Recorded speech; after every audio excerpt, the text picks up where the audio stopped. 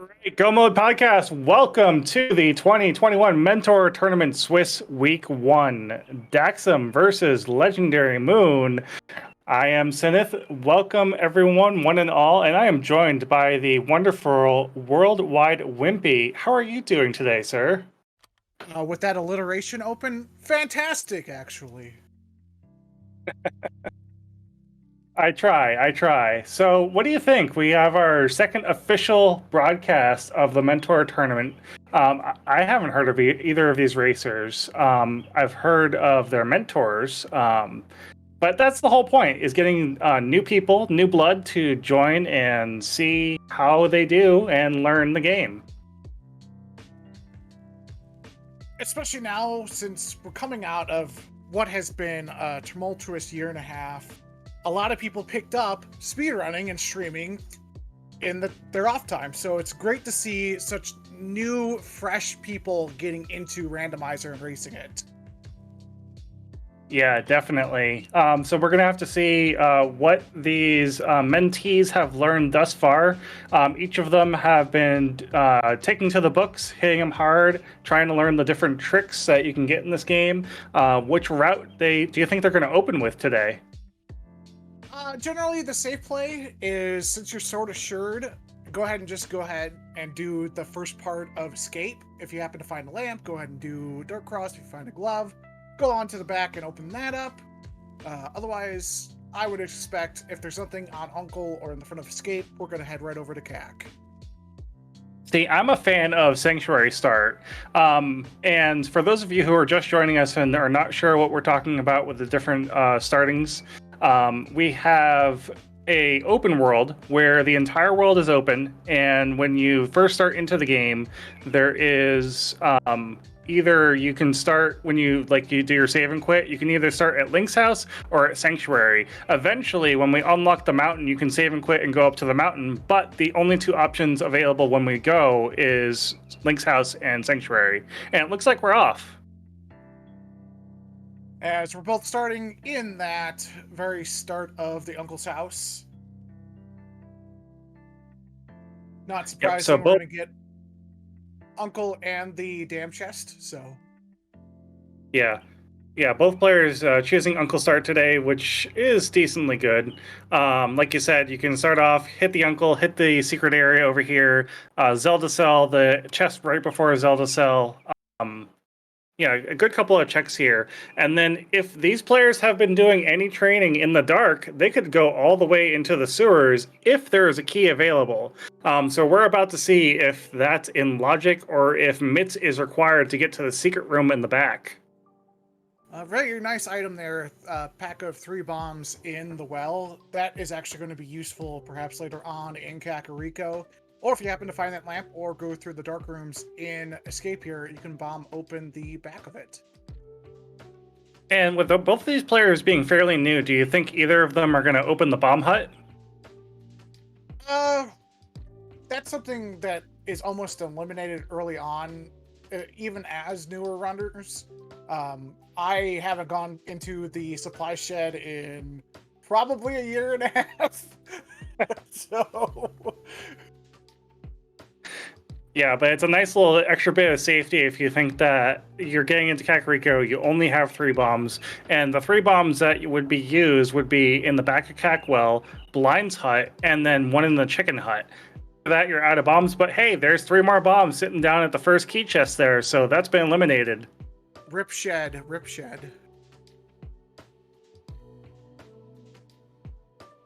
As we see over on Moonside, a little bit of trouble with that blue guard who has a key to get open that door to continue on to Zelda's cell.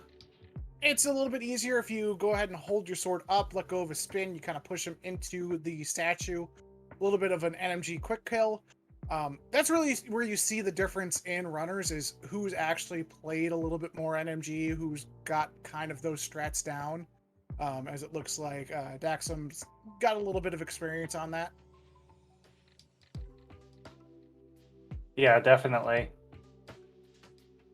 Ooh, and our guards have bombs as well, so plenty of explosions to go around. And bomb utilization definitely becomes important. You don't want to run out of those. There's plenty of places that you can use them. We have a sword, so it's really nice to be able to use that sword for Moldorm Cave. But once we get to bracket stage, we're not going to have that sword anymore, and bombs are going to become even more important for killing enemies. As Daxam uses the safe but very, very effective two-pot strat on our ball and chain guard, it looks as though Legendary Moon is going to be doing the same thing. That green guard getting a little bit in the way. That's RNG as to whether or not that guard chases you down. They have a very weird cone of vision. As we chuck a bomb and explode that ball and chain. Yep, and as we saw, there are no keys being found, but we did find gloves, which means that the back of escape is instantly accessible. So we can go right back here, no problem, and just go ahead and see what's back here. As Moon takes a death warp to the front, going to be going into the back from Darkcross. So we find Titan's Mitts, a small key, and a piece of heart inside the back of Escape. Yeah, so fun fact about that small key, because we didn't find it at the front, it had to be in the back. So Legendary Moon's going to be burning a lot of time going up to Dark Chest in the dark and not finding a key here. And the important thing is, did we find a map in sync or in the front? That's a good question. I honestly don't remember. I don't believe we saw a map. So this could be all but futile for Legendary Moon if it happens to be a piece of cartography paper. Fortunately, it takes a death.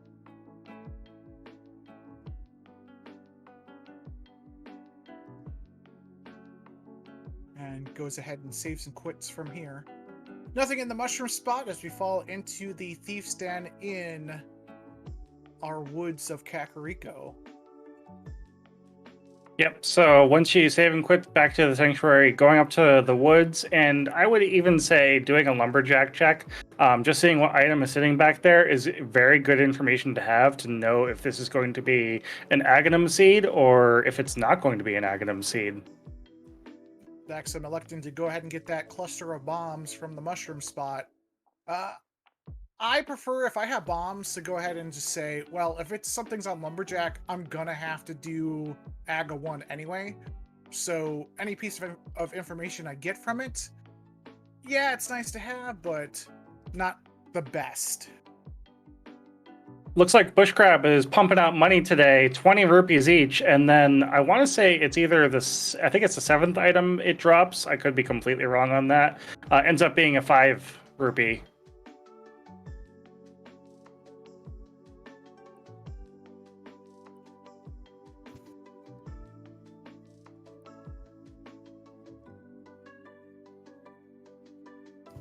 And it looks like Daxam is grabbing some more money from the bushcrab just outside of the forest. Very nice to get some early money because you gotta pay $100 to pay the baller merchant. You get to pay $500 for Zora, and then a total of $110 on Kiki.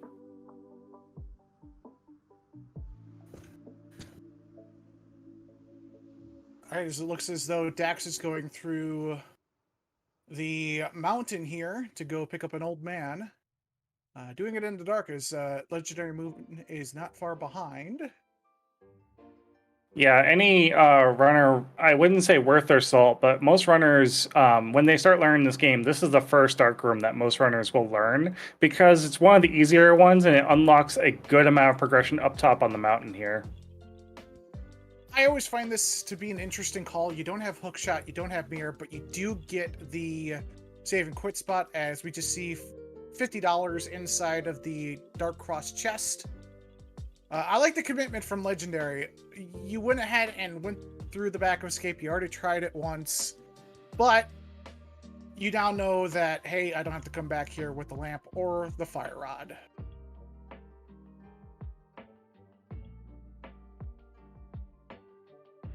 And as we can see, these runners are still learning their NMG routes. Daxam taking a little bit of an interesting route down into the dam to get the lake drained and get these two checks right here. Blue mail makes this game a whole lot easier, especially on 3 hearts.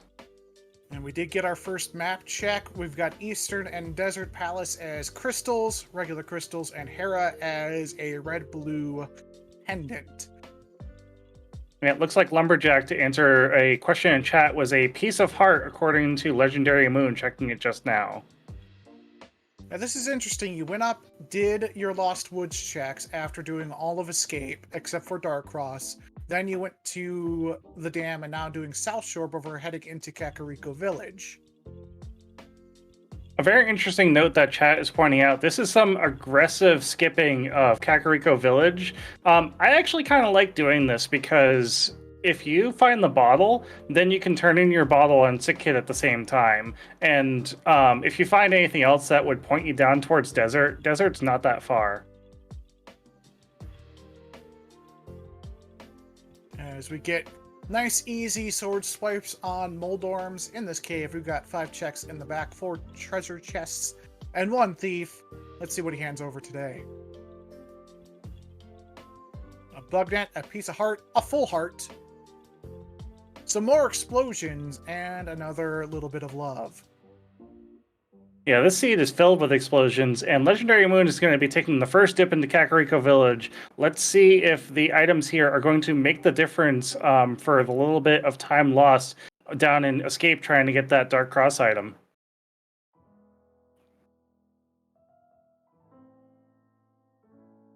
As we see Blind's hut here. I'm going to push some tiles here to get 4 chests.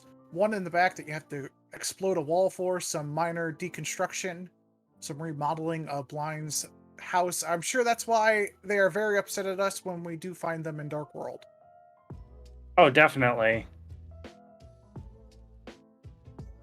And just some more cash in the back of Blind's house.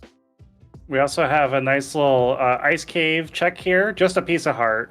That's an interesting item to check or to skip sometimes for runners who think they may be falling behind. I don't think our runners are going to be doing any crazy skips, but you never know.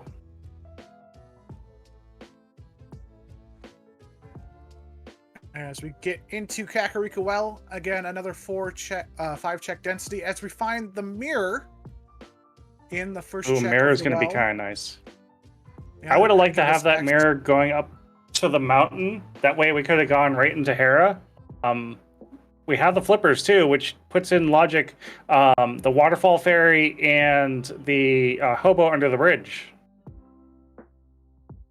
Yep, and we pick up a shovel to do some digging as well. Once we do go south of the village here, we got a friendly bottle merchant who has a vanilla bottle for us. He has trapped some sort of small lady inside of it. She will come out and rescue you once you lose all your hearts.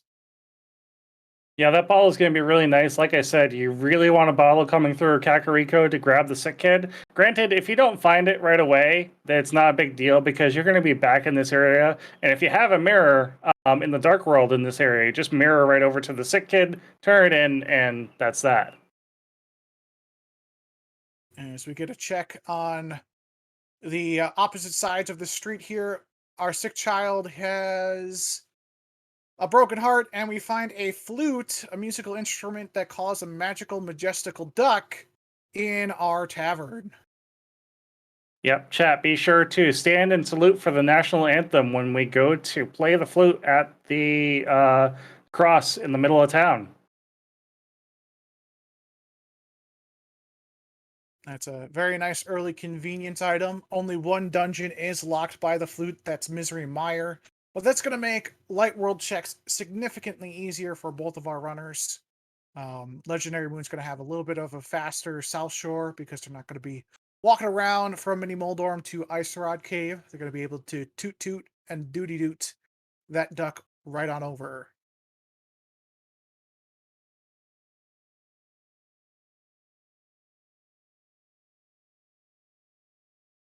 Now, I'm kind of surprised that we're not instantly taking the duck, but maybe LegendaryMoon hasn't actually gone to see the race game or library yet. So I'm thinking that's what they're thinking right now, is check these 2 items. And you have shovel spots, so as soon as you dig up that hole, you can go ahead, grab your flute, go over toward desert, do your dam check, hit Mini Moldarm, or even go right back up the mountain with that mirror. Yeah, definitely. Yep, so Daxam is going to be getting much of the same checks that Legendary Moon has already gotten here. I would say that we have a small lead change, not a huge one. Legendary clearing out Kakariko a little bit faster, but I'm sure that there's a couple of checks that Legendary hasn't done quite yet. As Legendary elected to save and quit and go dig up that spot in this forest meadow. Maybe a little bit faster to walk on over from race game, but really insignificant amount of time to go ahead and save and quit and walk. Daxam utilizing the mirror. There's a very funny thing that happens when you push a block and mirror on the same action as you're pushing the block. The block will just disappear out of the world. It just gets mirrored off into another dimension. You can do the same thing with the hook shot if there happens to be a block, some sort of lever or a pillar. You can hook shot to that area and just kind of walk off the block and save yourself maybe pushing 2 or 3 more tiles. Yeah, definitely. Daxam's back in Kakariko Village, turning in the bottle real quick.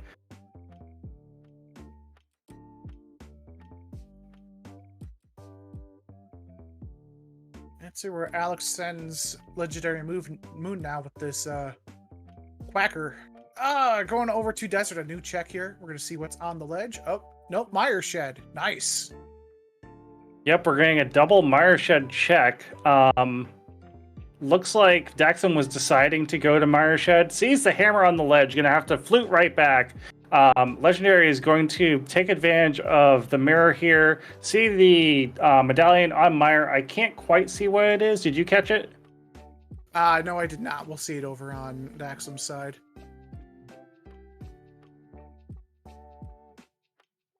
If they elect to go ahead and get it. Nope, they're going to go right and get that hammer. Yeah, I don't blame them, because that's another piece of Dark World access. Granted, with Mitts, it's super easy to get into Dark World, but the hammer definitely makes it easy to get through to the swamp area. Well, I would figure after finding this hammer, I would avoid doing a desert dip right now. You might be boots locked. You don't have a fire source. There's no need to go ahead and look in on it.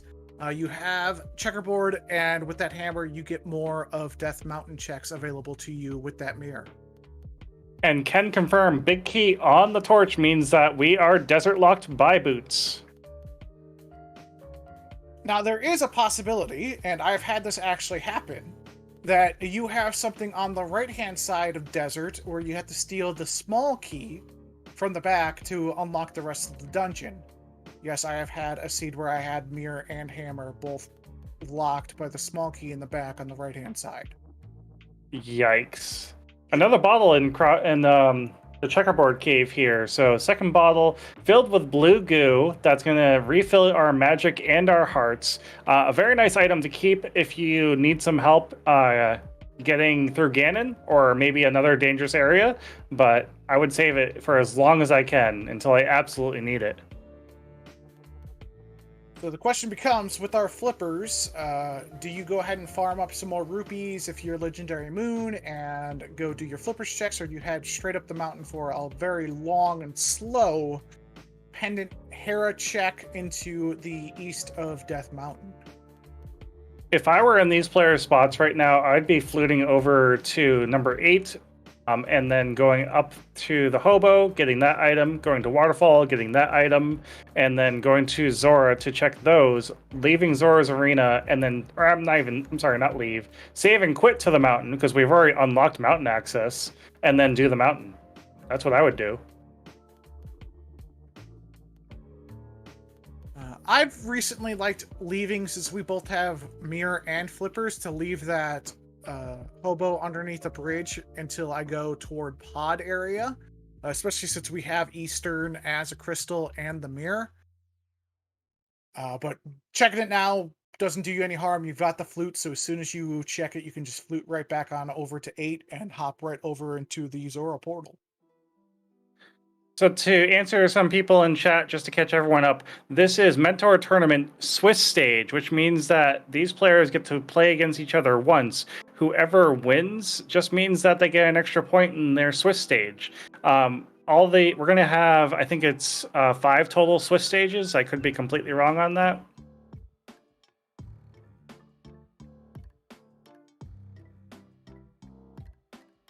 As we get right back up the mountain with Daxam, finding nothing in Spectacle Rock. On it is nothing, and I'm sure we're going to get a Dark World check here momentarily. Or just going to go right into Hera.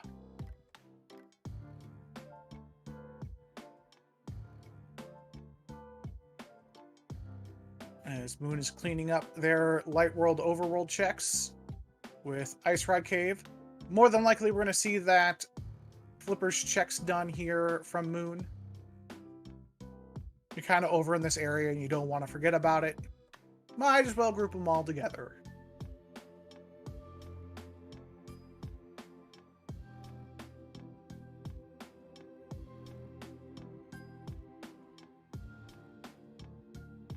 So I am correct. I'm just looking up the rules document right now. So we have a total of 5 Swiss rounds. Week 1 is from June 6th to June 13th. Week 2, June 14th to June 20. Week 3, June 21st to June 27th. Week 4 is June 28th to July 4th. And then July 5th to July 18th, we are taking 2 weeks off in order to accommodate for summer games done quick. And then our last Swiss round will be July 19th to July 25th.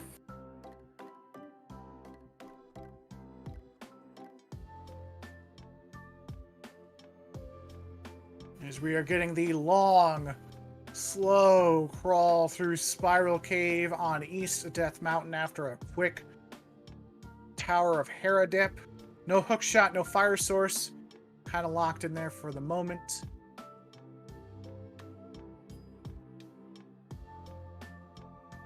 Yeah, this is really the best way to get down the mountain into Paradox Cave. I mean, yeah, the walk of shame on the Spiral Cave, unfortunately, with no boots or no other way of speeding that up. Yeah, just it's not fun. But it's got to be done. As we're getting a Zora check here on the right-hand side from Legendary Moon, we're going to be heading into the Paradox Cave with Daxam on the left. Just want to remind you guys that you can follow both runners by hitting the command !R. That will give you links to both of their Twitch channels as we find a blue rupee and a bow in And the Moon Pearl. Fairy Fountain. A Moon Pearl in Paradox Cave.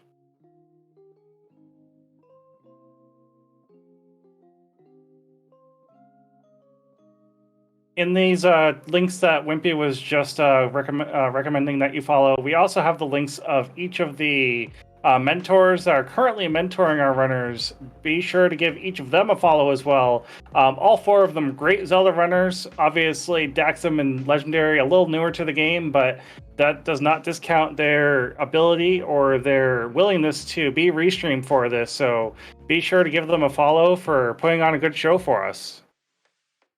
All right, now Legendary Moon has to head up the mountain to go get that Moon Pearl. That is Dark World access. Having a bow, though, is very convenient. Once they do get that Moon Pearl, there's a chance that we're going to see an Eastern and Palace of Darkness combo with that mirror, hammer, and bow, which will make it a little bit more efficient for them to go. Unfortunately, they're going right over to Eastern Palace into Sasra's Closet and probably into an Eastern Clear. Yeah, so this just turns into having a little bit of knowledge of the game, knowing exactly where to go. Obviously, like I've been saying, our runners are still learning and how to do the game. You learn by doing.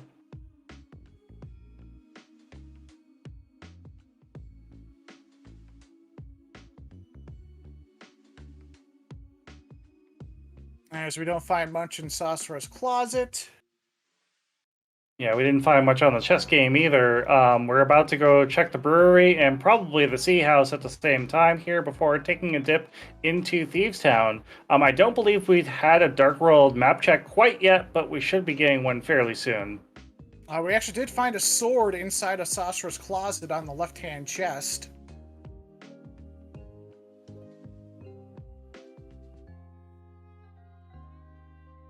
As we get into Thieves Town here on the left-hand side with Daxam. Yep, compass in the first chest.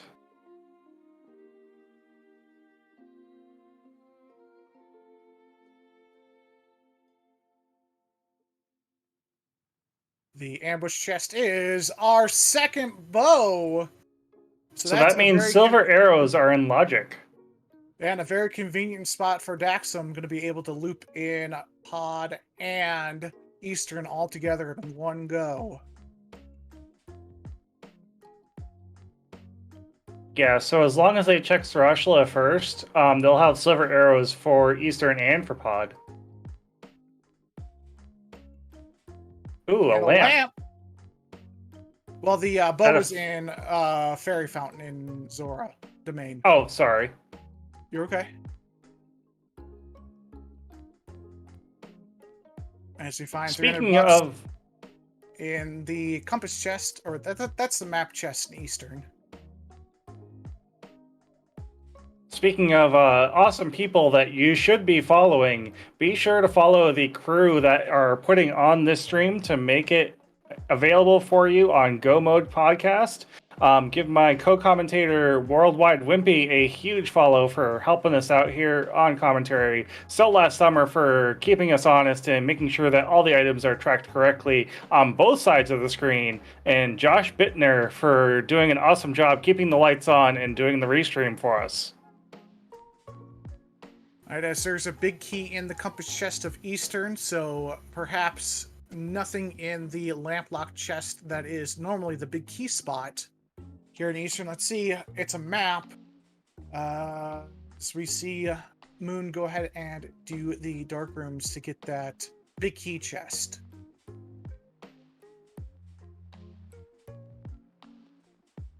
Yeah, this is probably the second area that most new runners will learn is this dark area in Eastern Palace. Mostly because it's so accessible to get to with almost no items. And you can go right to the back. If you have a bow, you can full clear Eastern as we're doing right now. So yeah. As poor Daxam's getting hecked by those crickets. Those things are beefy, they hit hard, with only fighter sword, no hook shot. They're just an annoyance. They're the worst. Except for Dead Rocks. Dead Rocks are a little bit worse, but not by much. In fact, those crickets are actually Hyrule Castle rats, but in the Dark World, they just have a little more life and hit a little harder.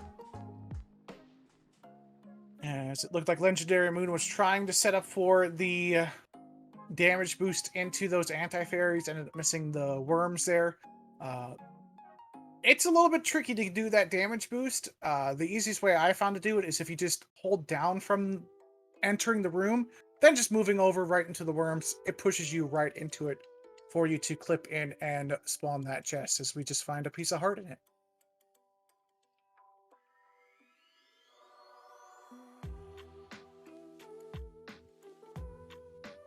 Question in chat, what is currently in the bottles for Daxam? We have a blue potion, and I believe we have a fairy. So even if a death is had here in Thieves Town, Daxam is fairly safe, can refill. I don't believe we've seen either bottle used yet, so...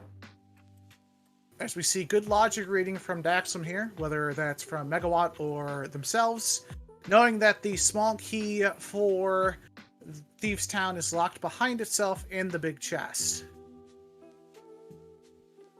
Yep, and it looks like we're going to try and get a blind script here. We do have Blue Cane to make this fight super easy if we get into danger. So yeah, this is going to be a fairly standard fight. That was actually not a bad first third of the blind script. Yeah, for a newer runner, the blind script, even though once you finally get it down, it feels like, how did I struggle with this? You have to be very precise in all of your movements to get that script perfect every single time. Yeah, definitely. Even trying to get through the script, I mean, that first head, as soon as it comes out and starts spitting fire, it can throw you off your game real quick, and then you're fighting blind, pretty much, well, blind. As we get our first crystal, 27, 25-ish inside of this seed. We need all 7 crystals to do any damage to a pig. As Legendary Moon gets through the dark room in the back of Eastern. That room is a lot trickier than what you would think it would be. Lots of enemies. Those Igors take 1 arrow shot to kill, but when you're on Fighter Sword, it takes about 3 swipes to take them down. It's definitely easier if you have a lamp, fire rod. Tempered Sword makes that room super easy in the dark as well. But nicely done for Legendary Moon to get on through. Yeah, and Legendary Moon is running on a little bit of risk here. Just 2.5 hearts now, coming up to the last kill room here with the 2 red Igors and these little snake things. Go get the fairy! Go get the fairy! Yep, fairy's more important than killing those kill rooms. Alright, we get the Armos fight coming up here in Eastern Palace. There is a quick kill away to take care of it.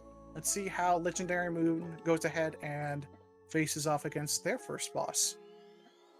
Yep, so it looks like Legendary Moon's going to be doing what I would like to call the Ice Armos setup, where you stand in the bottom right corner and just make sure that you're hitting your arrows on your Armos as they spin around. This tactic really isn't all that bad. It's not as fast as a quick kill, but it definitely does the job when you're not so confident at the quick kill. Okay, whew. Just compass, but that is Legendary Moon's first crystal of the seed at 2911. As we see ourselves drop off a Dwarven Breadsmith over on the left-hand side with Daxam. Yep, so we're 1 dungeon apiece now. Daxam with Thieves Town and Legendary Moon with Eastern Palace. So we're tied up here. This is any runner's race at this point. What are you thinking? What do you think is going to happen? Well, fortunately for Daxam, they had that bow in Thieves Town early on. That's a nice little advantage to have with equipment. But with 2 bows in the equipment pool in version 31, it's no longer just bow and silvers. It's a progressive item. You get a little bit lucky with having 2 bows placed somewhere in the seed, and here you go. You're making your way through a seed pretty quick. Yep. 300 under the hammer pegs, not anything special if you already have the money for Zora.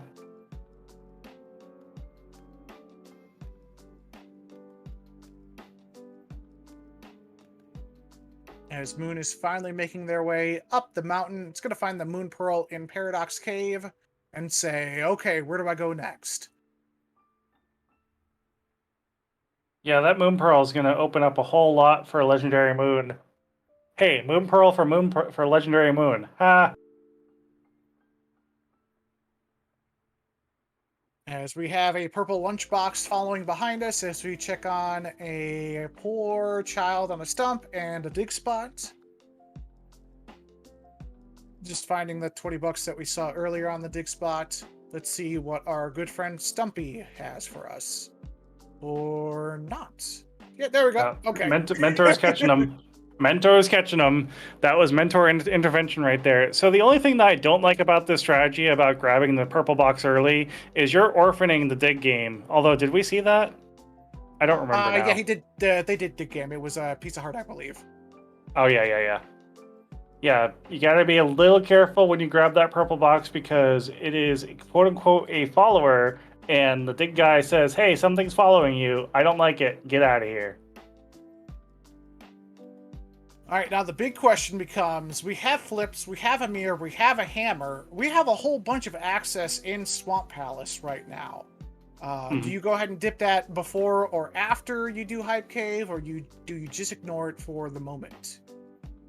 I would hit Hype Cave and then Pod and Eastern at the same time. And if Eastern and Pod don't let me have anything for Swamp, I'd probably hit Swamp after that.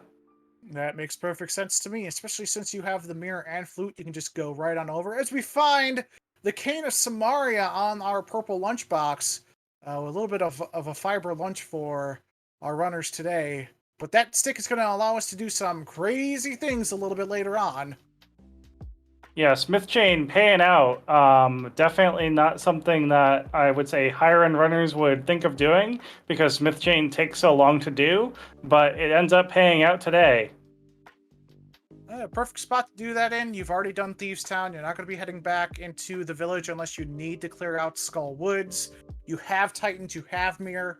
Really, no better time to go ahead and clear out Smith Chain as we find a Lightning Coin over on the left-hand side in Hype Cave, some Literacy, a Wavy Coin, and the rest is garbage. But I'd say like a 6 on 10 Hype Cave out of that. Yeah, I'd say about a 7 out of 10, depending on what medallions are required for Misery Mire and Turtle Rock. Yeah, in before Turtle Rock is Bombos.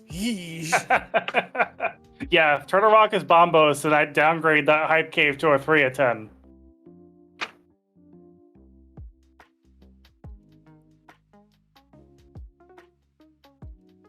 Looks like we're going up to the island on Daxam's side to grab the item that's on it. I don't remember if either runner jumped off here to see what it was, so this is probably going to be a blind check. It also makes sense since Daxam hasn't done any of the flippers checks to go ahead and go right into Zora's domain afterward. It would be a perfect opportunity. You can then just save and quit or flute over. It looks as though they're going to go ahead and ignore it, as Daxam's not going to have that bow from Zora's domain, the fairy fountain inside, for what is the bow essential dungeons. Yep, okay. So Daxam is going directly to the hobo and then going to mirror right here on this little puddle to grab the hobo check, mirror right back, walk up to Pod probably, clear out Pod, clear out Eastern Palace, and we're not going to be seeing Zora or his waterfall anytime soon. As Legendary Moon has picked up that Moon Pearl. Gonna head over into Dark Death Mountain, looks like. Link to the Past Ken is giving us information. We did not mention what Misery Mire was when we saw it, but we're being told that it is Bombos. Now, Misery Mire is a green pendant, so it may not be required, but if that green pendant is required, well, we're going to have to look for Bombos. As we see Moon coming in from the center, I'm always confused with this mountain. The bottom part of Super Bunny, with a hammer, Titan's Mitts, and mirror. I prefer to go ahead and open up the Turtle Rock portal at that point and just mirror at the top. Either way is fine. There's really no difference in time at this point, since we're not even entering Turtle Rock. So some nice speed tech by Daxam here, mirroring right in front of Sarashala's hut. Now he can walk out of Sarashala's hut and grab that mirror right back to grab Kiki, and that's, just a really fast check here. As we get to see what TR is it Bombos? It is Quake. Quake it is. So we know that Quake is required. Bombos is still on the table. I wouldn't be worrying about Bombos at this point. It's Green Pendant, it's Mire. That's 3 items at most. As we lost Monkey somewhere. Where'd Kiki go? Kiki! Get back here, you monkey! I'm still worried about Bombos if for some reason Fire Rod is locked inside of Ice Palace. Yeah, either the rods could be there, Hookshot could be there. That would be a terrible spot for that. That's why you just go, we're not finding Bombos in the seed. I like to be optimistic. Now, I'm kind of curious what the book and Hype Cave ends up holding, because that's 2 tablet checks we could check. The one over in Desert that normally holds Bombos, and the one up on the mountain that normally holds Ether. You'd check the Bombos tablet when you were done with Swamp, more than likely, and I'm going to guess we're never going to see that Ether tablet. I mean, if you're doing the top of Death Mountain, along with Super Bunny Cave, it's certainly possible to route in Ether at that point, but Legendary Moon's already descended, so that's not happening on that side, but it could be happening on Daxam's side at some point. It's possible. The only thing that would make you want to go up that way is if you wanted to do Spike Cave, but I would put off Spike Cave until I had Hookshot. So I wouldn't expect anything on Ether Tablet today. All right, big key in the basement.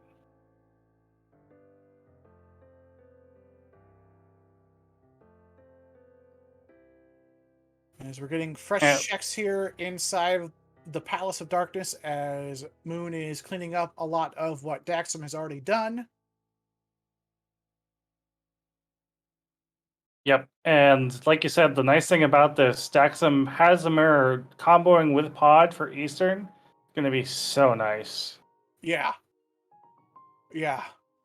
It was just an unfortunate Moon Pearl spot. You really don't want to climb the mountain unless you absolutely have to, with it being a pendant Hera. No hook shot to make the climb on over to the other side a little bit easier. Just bad placement. It happens sometimes, though. And I do believe that is the second bow for Legendary Moon. So Legendary Moon now has progressive bow number 2, meaning that they have unlocked the silver arrows. Yeah, it is a weapon you definitely want to have. You'd love to have another sword upgrade, but those silver arrows are going to make Helmasaur easier. It's going to make Mimics a little bit faster. If we have to kill Vitreous, it's going to make it faster. So you're going to be super happy with that if you know that a silver arrow kills Argus in one shot. When you do Swamp Palace, it'll make it faster. As it looks as though Megawott is sending Daxam to the back first to kill Helmasaur. And let's not forget the most important boss that makes those silver arrows be faster, Ganon. Shh. We don't tell Ganon about his weakness, okay? Shh. He tells you it before. He doesn't like it.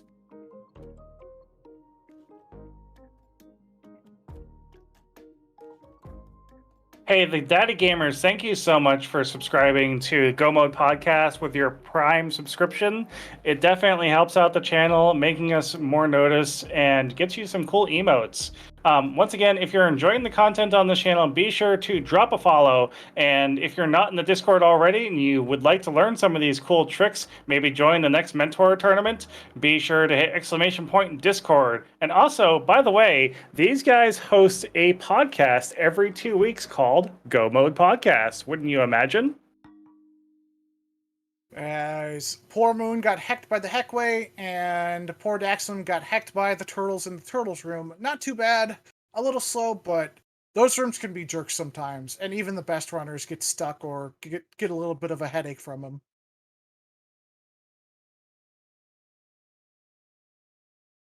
As we get 17 hammer smacks on the Helmasaur helmet, it's going to take 8 arrows.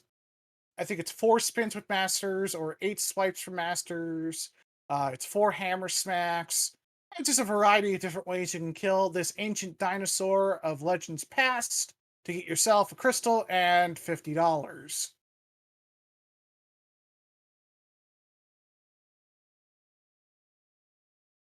I feel like the Helmasaur fight reminds me of some of the first bosses in the original Legend of Zelda, that all they do is walk around in a square room back and forth firing things at you. Yeah, he's a little bit of a throwback as a boss that way. I can see that. As Daxam heads back into Pod, clearing out the dungeon first, is going to check all the rest of the checks inside. I honestly don't remember what item Helmasaur ended up having on him, but yeah, $50. there's definitely some $50. Yep, All right, left so it left you a good tip. So that means that there are at least 4 more items inside of Pod somewhere, if I'm counting correctly. I think we found one in the front as well with the big key. Right. So at least 3, maybe 4.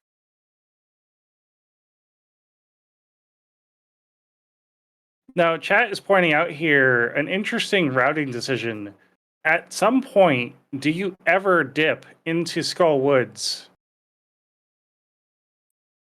I would generally do that my first time entering the village. How the logic has worked with version 31 is it has stacked Skullwoods so heavily with stuff that we've seen, even in qualifiers for the main tourney, Skullwoods having the hammer to get boots in Thieves Town, and that just having a big chasm in time for players in qualifying rounds. So I'm a proponent of dipping Skullwoods, Especially if you have the mirror, it makes it just that little bit easier to get in and out. But if you want to skip it because it's a pendant, absolutely no wrong logic in doing that. Yeah, and if you can route in Bumper Cave while you're up there, obviously we don't have a cape, so that may deter our runners from going up north to check that area, especially Graveyard Ledge as well, even though it's in logic with the mirror. Yeah. We do have a cape on one side. Daxam has the cape. Oh, good call. That was where was that at? I think that was in Thieves Town.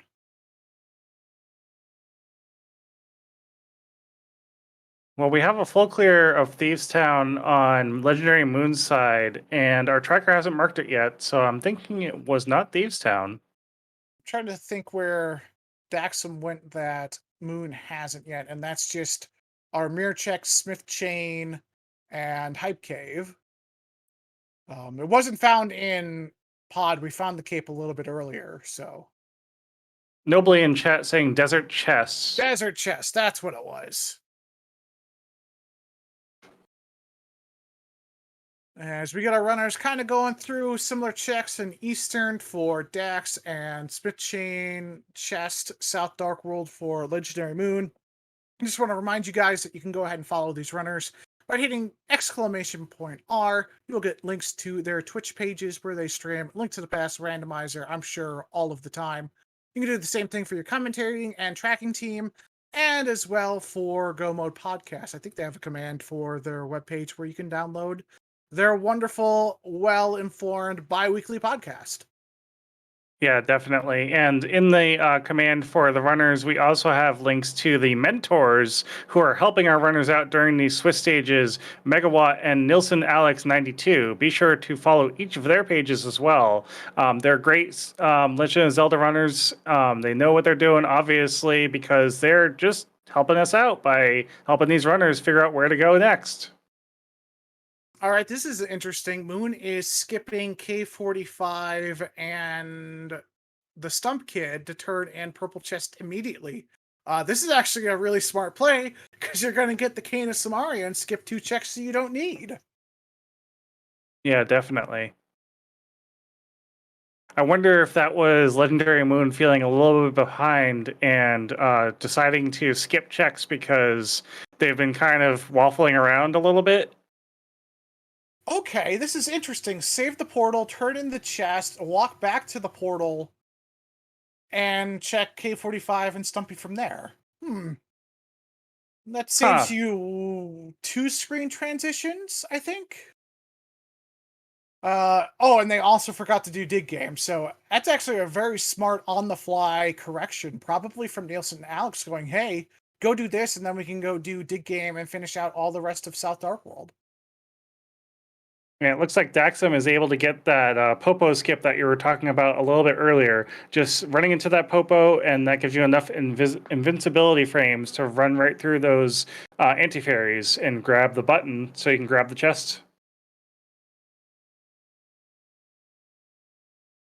All right, as Daxam hits their back of Eastern Palace, Moon going ahead and finishing out South Dark World. There's not much except for in Hype Cave, our medallion to open up Turtle Rock. And I would soon venture to guess that Moon's going to head over to Pod afterward.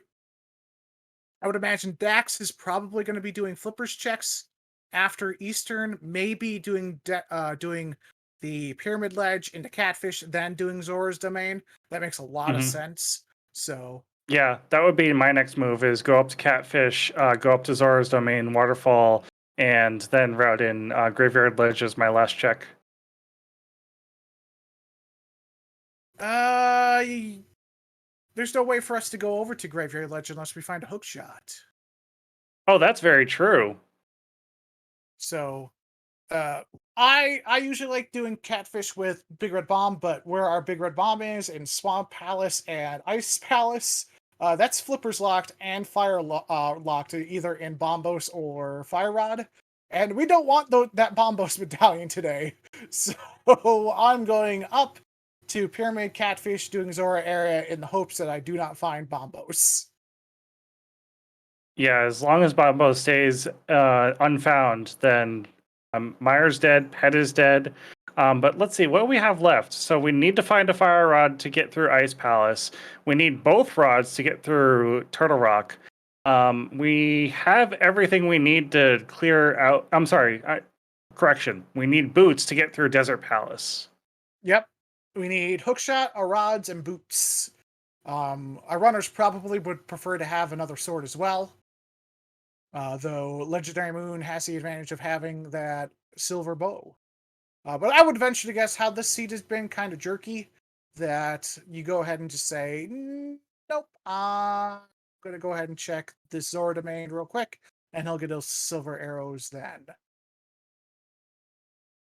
And yeah, Link to the Past Ken is pointing out in chat, Bombos would also open up our Ice Palace, but that Bombos does mean that would open up Misery Mire as well.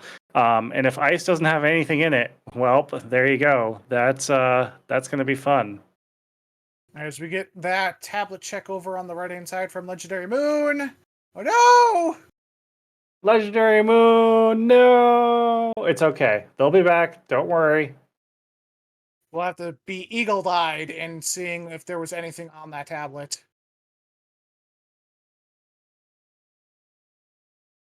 As it looks as though Daxam is heading into Skullwoods, probably going to be doing a bumper ledge check and then graveyard ledge afterward.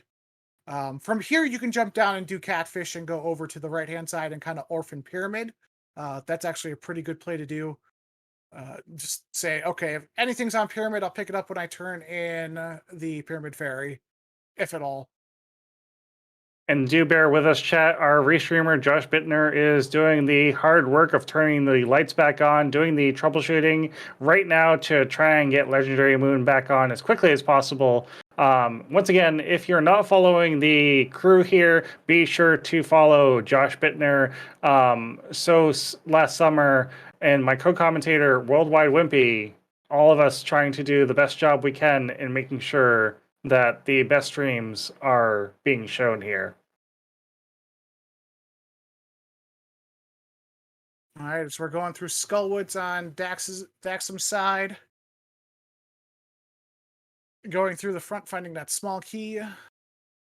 Let's see if we get anything good.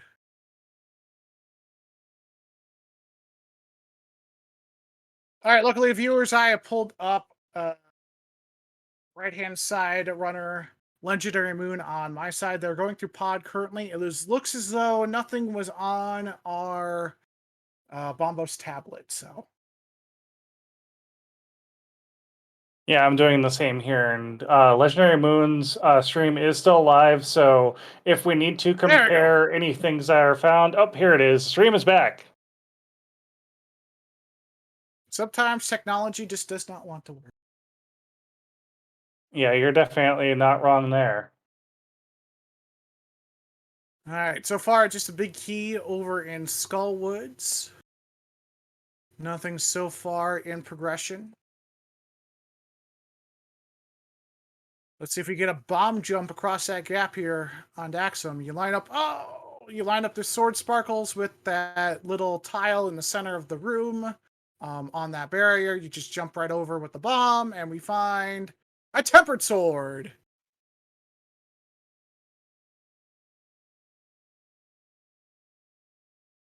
So, bacon sword for Daxam, silver arrows for Legendary Moon. That is definitely an interesting equipment gap. We'd still have another sword somewhere in this pool. Don't know where, don't know when. Perhaps eventually. It's certainly possible that both swords could be in the back of Ganon's tower. Granted, it's not very likely, although I do see a third sword over on Daxam's side, so correct me there. Third sword is out here. The third sword was in the big chest of Skullwoods. There you go. So Skullwood's paying out, as it sometimes does. As we get a spike conveyor belt room over on the right-hand side. We're going to find the big key here over on the left-hand side. Let's see if Moon goes ahead and goes right to the back for Helmasaur.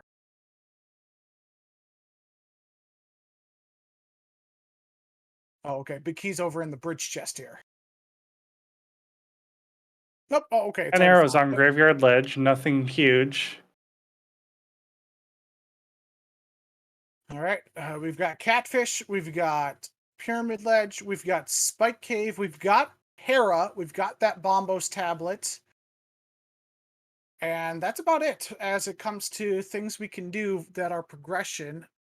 We can't get far into Ice Palace. We could do a Swamp Palace dip with the hammer, mirror, and flips. I think that's That's what I'm one doing. check.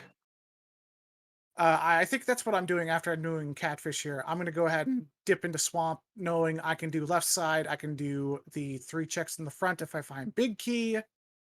It's not a great it's not a great option, but you're kind of down to bad options right now anyway. Make another climb up the mountain. Do Pyramid, which is kind of a hike. They can't do Pyramid Fairy until ice is clear, but they could do the Pyramid Ledge. Yes. Yeah, and we still haven't checked Zora, so because when Moon was over here, they didn't have enough cash to pay that ripoff artist of a fish as we find a fire shield on our first friendly fish-faced friend in the Catfish.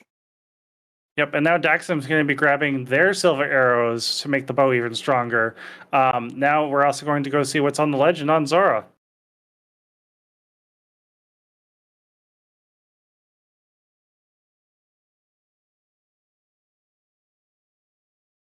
As we get 17 hammer smacks on Helmasaur from Legendary Moon. Again, 1 silver arrow, 4 spins, 8 slashes, 4 hammer smacks. All the same to us. And 1 silver arrow will do. Yeah, that does in Helmasaur.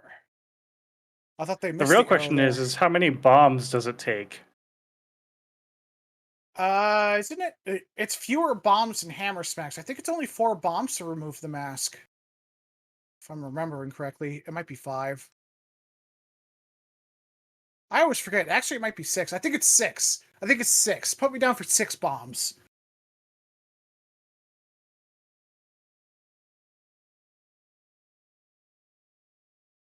Though when you play All right. randomizer, you rarely have to do bomb strats. If you're only doing door rando, would be the only time you'd have to do bomb strats on Helmasaur. Or if you're in an enemizer without a hammer and Helmasaur somewhere. Or if you're doing a no logic seed and just bad things happen at that point. At that point, I'm just asking myself, why would I play a no logic seed? I'm not good at any of this overworld glitches stuff anyway. But as chat was asking here, so we are playing open Swords Assured, which means that you start with an open map. You don't have to do the escape first. And then Sword Assured, meaning that you start with the fighter sword. The other 3 swords are spread throughout the world. Once we get to bracket stage, that's going to change to open and random sword.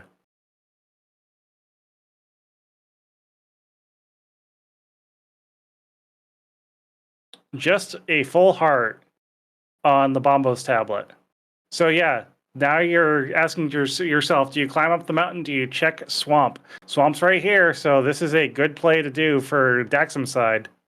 Yeah, if you're already committed to doing the Bombos tablet, you're 2 screens away from doing Swamp. I would have done Swamp first, and then said, okay, if it's on the tablet, it's on the tablet, whatever. It'd be just frustrated as all heck if I found nothing in Swamp Palace. And Daxam doing something that I'm sure every rando runner has done at least once, going into Swamp before draining the dam. Oh, we have a bomb yump in progress over on Legendary Moon side. Can they make it happen? Chat, let's cheer them on. Nope, they gave up. Oh, that's good. That's a pixel perfect, 2 pixel perfect locations to do what we call the hammer jump. You place a bomb on a very specific location, and then you move up exactly 3 pixels, 3 or 4 pixels. I'm so used to it by muscle memory, I just forget how many it is. And then you bomb yourself over, clip through the rail, and you're right over next to the big chest. You save yourself approximately, 45 seconds if you have to walk out. We've got the mirror. We've already beat the dungeon. So really, it would have saved maybe 10 seconds from walking to the entrance and getting the first chest in the upper left. Mm-hmm. But I like the courage. might as well try. That's what we're here for, learning and practicing and getting better with the mentor. Yeah, definitely. And you can learn all of these tricks. We have our boots camp up on YouTube right now, Go Mode Podcast on YouTube. If you want to learn some neat tricks, some boss strategies, brand new videos for 2021 for the Open Assured category and Open Randomized Swords category.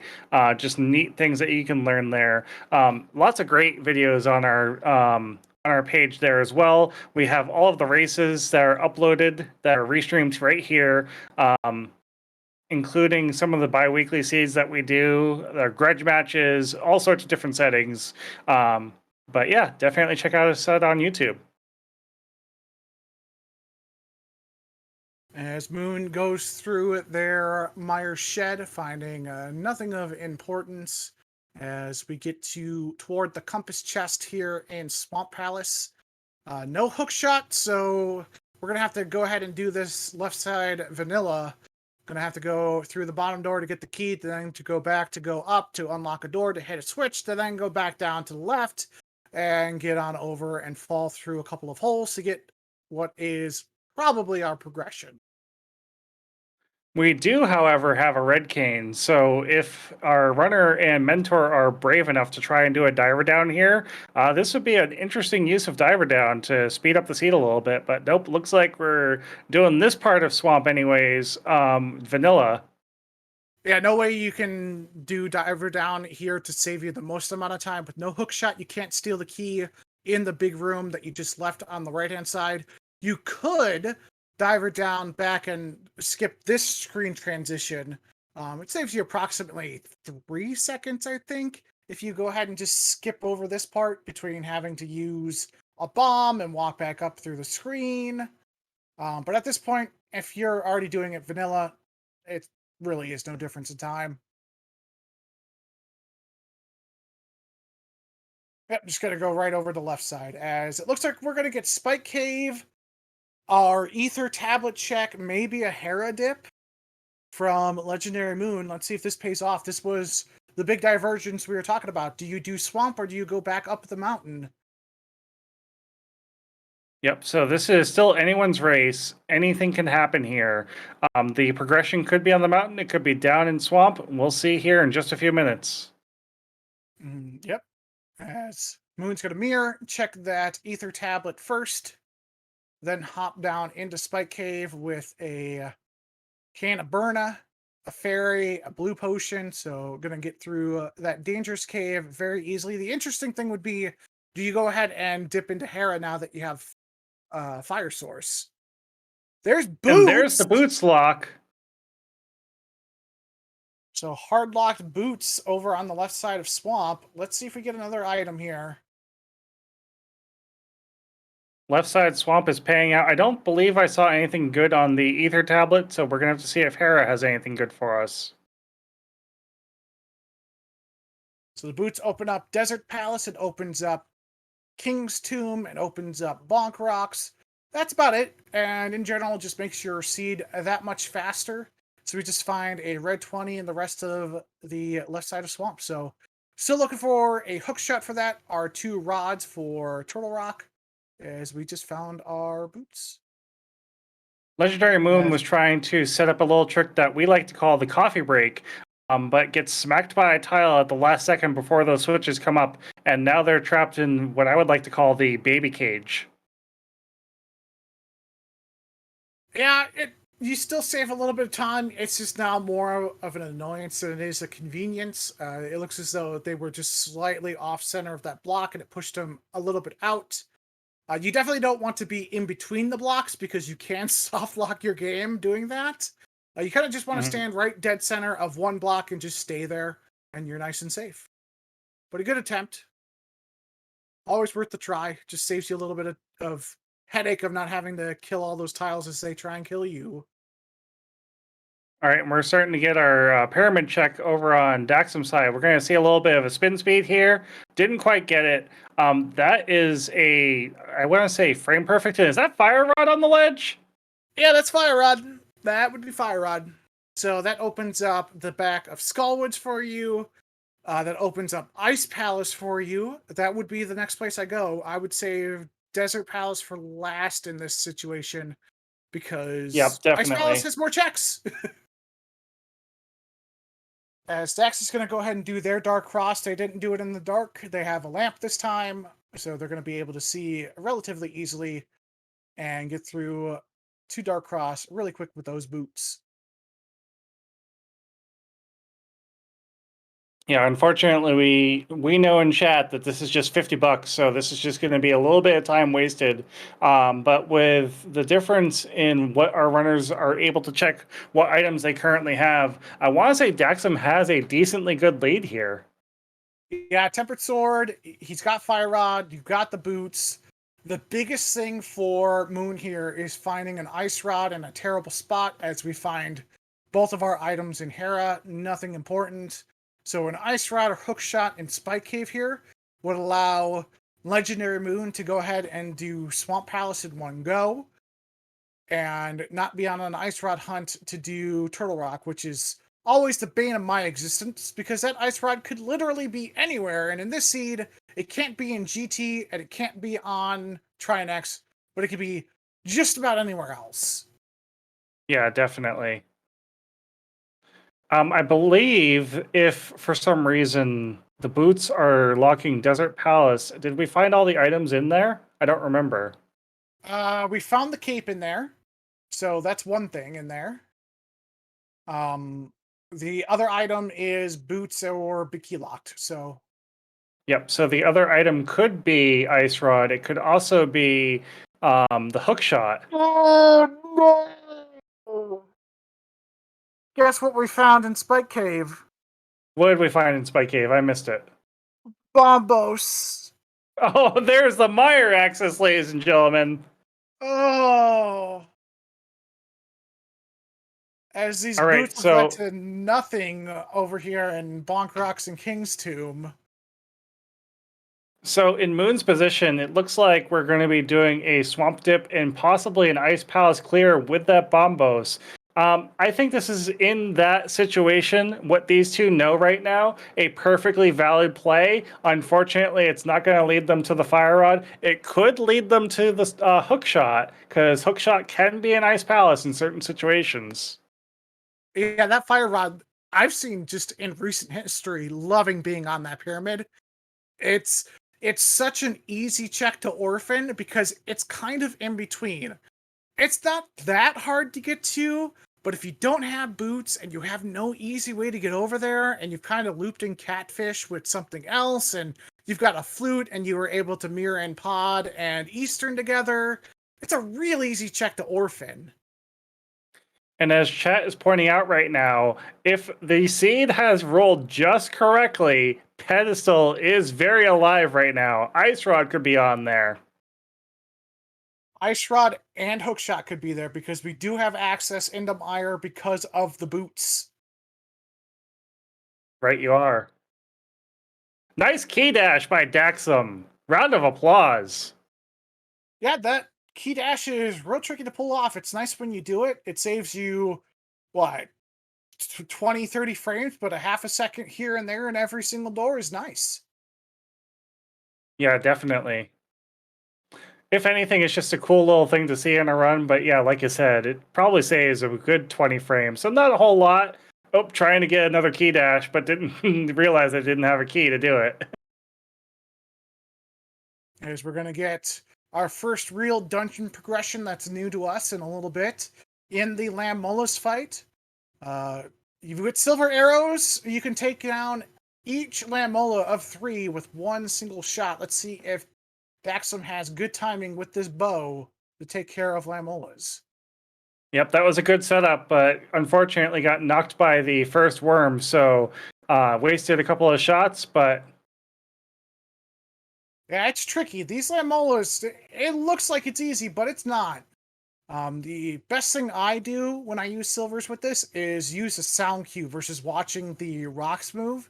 Because the sound doesn't change. The sound is always going to play at the same rate versus what I'm looking at may change with lag. So I like using audio cues for that. When I hear the last little rumble, I let go of an arrow and it hits them right in the head. Yeah, the worst thing that can happen is if Lamolis veers left or right, so the arrow ends up missing depending on the RNG. Legendary Moon now doing the Swamp Palace checks. We already know it's down here. We know that we don't have access to the back, so this is going to be a required double dip from both players for the Desert Palace or for Swamp Palace. Yeah, but being hard boots locked, we're still looking for another item in desert. Happens to be on the right-hand side, and you know your boots locked because Legendary Moon went in to get that cape. And you'll just feel better running across screens with those boots. Yeah, and the mirror will make it nice to get back out really quickly as well.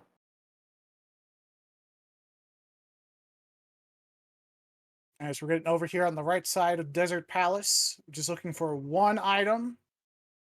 It's going to be behind this kill room in the vanilla big key chest. Now, this room here with the cannonballs, it's RNG as to whether or not you make it through. So, as all good rando runners do, you gotta at least try and dash through it every single time. Today, it's just $50 left to you by some vultures. Oh man, Pet is very much alive right now for that hookshot hunt and ice rod hunt. As we're gonna get our first look into Ice Palace here from Daxam. Tempered sword, silver arrows. You got a few safety bottles as well. Nice call. Let's see if we can get an icebreaker done from Daxam. Oh, definitely. I think this is one of the very few bosses that you cannot hit with a silver arrow. Yes, it's Mothula, Cold Stare, Trinex, Blind, and I think that's it. Oh, and Moldorm. So like half of the bosses can't be hit by silver arrows. You know, the best weapon in the game. Now, in Legendary Moon's place right now, just finding the boots, what are you thinking? Are you thinking, man, I just found these and it's an hour in right now? Am I feeling behind? Am I feeling okay about finding the boots where I found them? Because it's not a good location at all. I would have felt behind seeing where that Moon Pearl was. If my opponent played that mountain earlier, you would have had Dark World access sooner. You would have had a bow sooner because of where it was in Thieves Town. I'm going to Ice Palace next if I am Moon. I'm not going to worry about Desert Palace at all. I've already been over there twice and still haven't been able to clear it. So I'm just going to go. I'm going to go into my density and I'm going to do this real quick. Yeah. I don't believe I saw Daxam go hit the switch up in the And lightning jellyfish room. I could be wrong. yeah, he did not. If you are full clearing items anyway in Ice Palace, you don't have to hit the switch as long because of key layout. If you're checking everything anyway, you're going to get the big key, and you'll have a small key if you don't have any in the room to the right of the stairs down to Cold Stair. It's just a big question of whether or not Ice Palace is hookshot locked. Because if this is hookshot locked, there's nothing. There's probably not going to be anything in here for you to get. We did have an item in the Penguinator room, which was Mushroom. So far, Compass and Map. So this needs to be either... this needs to be Big Key to give you a small key for this to not be hookshot locked.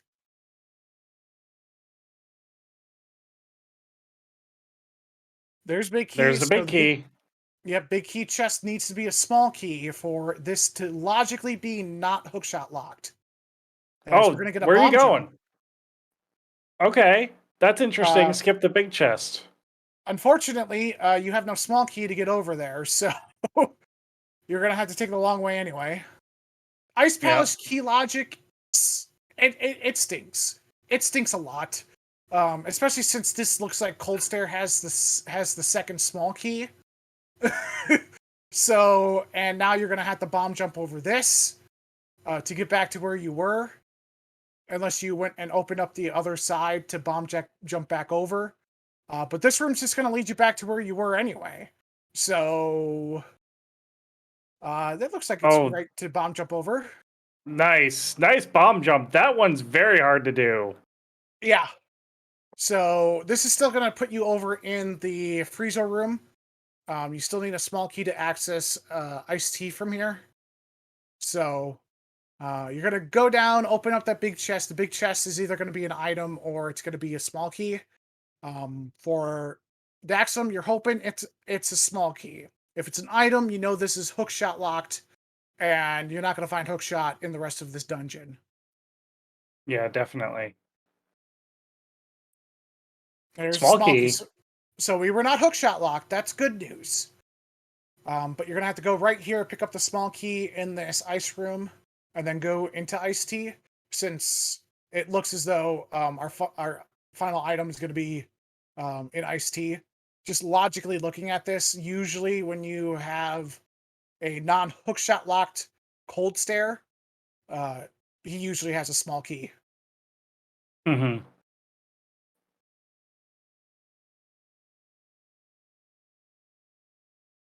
Ice Rod! Ice Rod. All right, that opens up Turtle Rock. Is our hookshot in TR? Yeah, that's a good question. Is it TR or is it PED? It could be either of them. I'm going right to TR after this. Oh no, I definitely agree with you. TR has the checks. It has your next crystal. I'm a big fan of always do dungeons, and I mean 1 dungeon versus 3 dungeons. I mean, it's a no-brainer. And there are 3 items that Turtle Rock loves having: flippers, flute, and hookshot. In that order. Mm-hmm.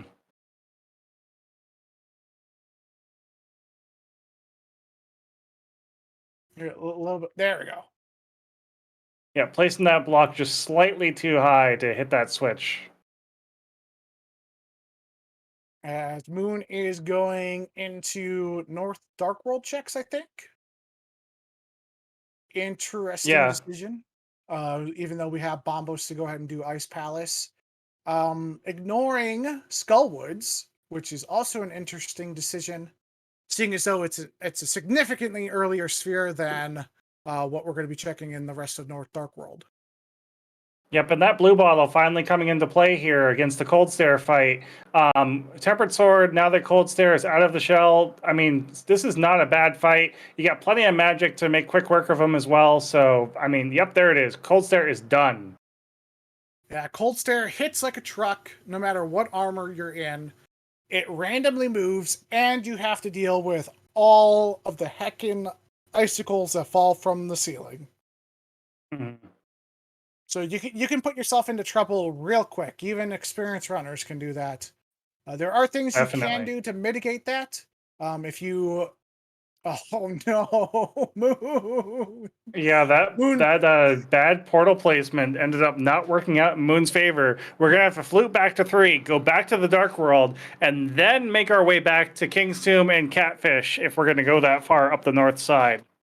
At this point, I'm telling the mentee, the mentee, whatever it is. I don't know. I'm bad with words. I'm telling them go ahead and just dip Swamp or Skullwoods. We're here. But Yep. as we see for Mushroom, we get some explosions. This suit has had plenty of explosions. All right, so in Daxam's spot, where are you going next? TR. I am immediately going to TR. I wouldn't have even bothered to turn in Mushroom. I'm going to TR. The question becomes, do I go ahead and do Spike Cave? Do I do a Herodip? Do I pull this tablet before I do Turtle Rock? Again, I'm a fan of always doing dungeons, so I'd probably hit Turtle Rock first and then the rest of the mountain, if Turtle Rock is empty. If I was looking for Hookshot, I would do all of these first. But since I have or if I was looking for Ice Rod, not Hookshot, my apologies. If I was like, okay, I just need Ice Rod to clear out Turtle Rock, I do all of these first. But since it's Hookshot, I'm going, it's got to be in Turtle Rock or it's in Mimic Cave. There's nowhere else this can be, except that it could be on Mire.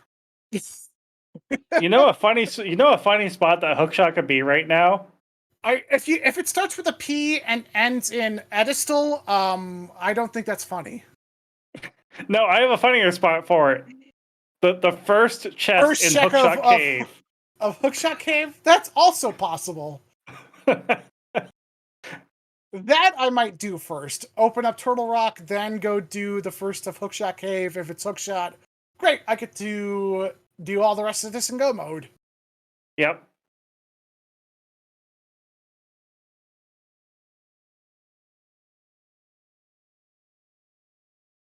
As we shake the earth, the turtle's face disappears. It magically turns into some stairs. No, go to pyramid! Go to pyramid, legend! Go to pyramid! Okay. Oh, good. Reaching through the stream here, putting the will into the runner, the fear. All right, Legendary now, Moon. if I'm Moon, I have both access into Ice Palace, but I'm probably feeling behind. Now, I know more than likely Ice Palace needs Hookshot logically for me to clear. So it's less likely to be there than somewhere like Skullwoods or somewhere up the mountain. Because they have most of TR access, they just don't have Trinex. So do you go ahead and say, I'm skipping Ice Palace for TR thinking the hookshot is there versus a hookshot or Ice Rod in Ice Palace? Yeah, that's a tough call. I like knowing where the items are. It's hard to comment on that because we know that Ice Palace is the play to make here. Oh, half magic. I like that. Yeah, I mean, in Moon's position, if I'm feeling behind, and if I was able to read the logic, yeah, TR seems like a better play right now because Ice Palace only got two things in it, and we're pretty sure, in this sense of knowledge, that Hookshot is not one of those items. See, if I was doing the seed the whole time as I'm running the seed on my stream, I'm going, this seed is dumb, the seed is dumb. The seed wants me to be dumb. I have bombos, let's go into Mire. Let's just go look into Mire. So you're doing the seppuku move there. Ooh, nice double switch hit with the red cane. Yeah, not too bad. You eat the hearts here. No powder to give yourself some fairies with the anti-fairies coming up, but you do have some potions. You got a fairy in your pocket. You've got tempered. You're pretty beefy. You should be feeling quite well at this point. All right, let's see where Moon goes. I'd be really... You've got three options. You've got a Turtle Rock dip, you've got Ice Palace clear, or you've got Mire dip, or you've got yourself a Skullwoods dip. Finish it out with Fire Rod. And it seems as though Hookshot is in a really dumb place. How dumb do you get? Yeah, it's either in the worst place, the second worst place, or it's in the hopeful place. As it looks as though we're going to go ahead and get into Ice Palace over on Moon's side. Daxam does have to be careful with only a heart and a half left over in Turtle Rock. When they die, they're going to go right back to the beginning. I would take a safety door here if I were in Daxam's spot. I do believe Daxam still has that fairy that we've gotten very early in this seed. So it's not a big deal if you go ahead and die with that fairy. You just have no way to replenish your supplies until you're done with the dungeon. They elected to go ahead and take the key from the center here. You're looking for an item in Turtle Rock anyway.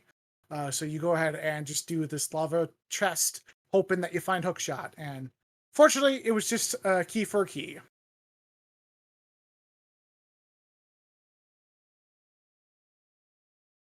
These pokies are really annoying.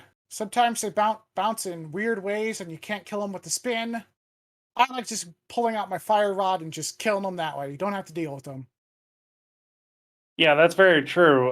Fire Rod will one-shot those pokies. We're not seeing that tech here today. Not necessarily a bad thing to kill them with spins. Definitely a tech that you should know if for some reason you're going through Turtle Rock without rods. But yeah, Listen, I mean, if you have the rods, use them. if something gives me less of a headache and loses me 3 seconds, I'm gonna do it. Yeah, definitely. So. All right, Mimic Cave holds the $300. As we see Moon go ahead and hitting that switch. Not going to have the same problem with Iced Tea that Daxam did, since you did hit the switch. You could just use your red cane and use that key to get over and through.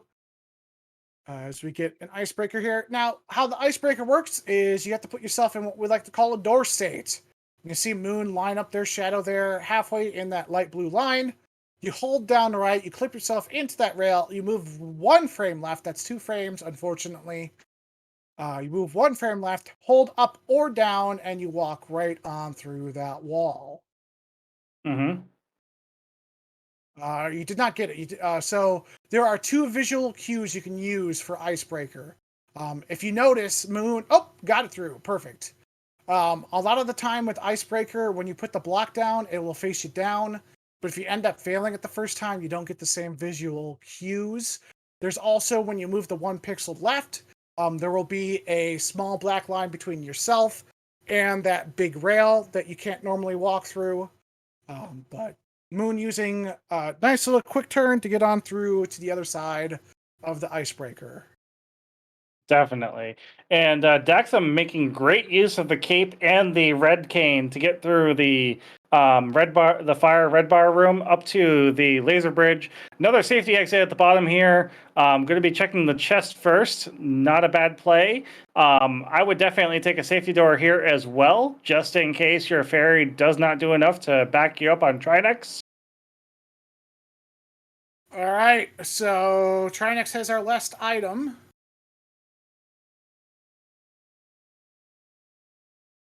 As we get through the safety door, you can door if you want to.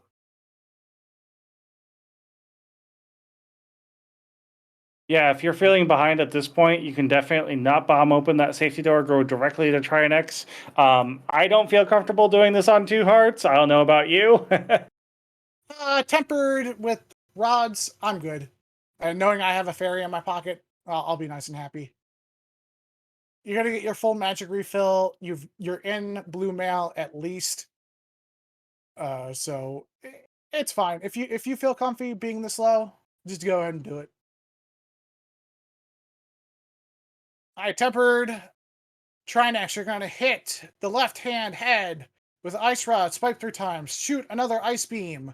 Swipe twice. Switch over to fire rod somewhere in those 2 swipes, and we're gonna get an explosion cutscene before we can switch. Do the same thing to the blue head.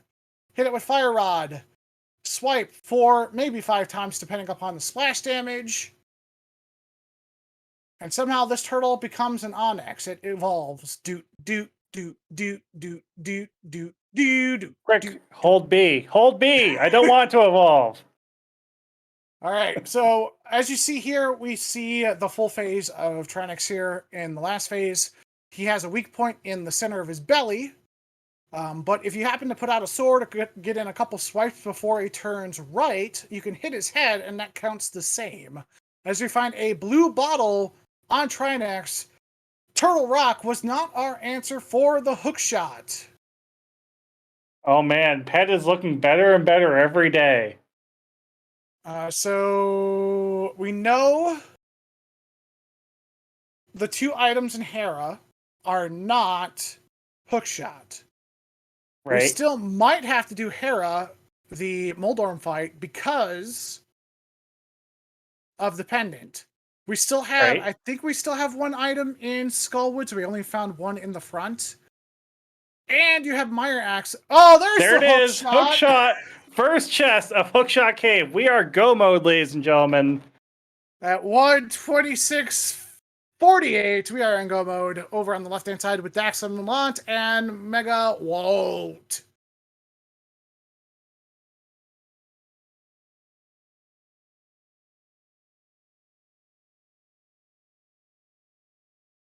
All right, so we are going to have to screen transition up here, grab the portal. I would have fluted to 4 because it's a little bit faster to get to this portal. As we get a cold stare fight with Master Sword and Oh, a that bottle is for Legendary ugly. Moon. Yeah, use that There you fire go. rod. No shame in the fire Nice rod. splash. Nice splash damage.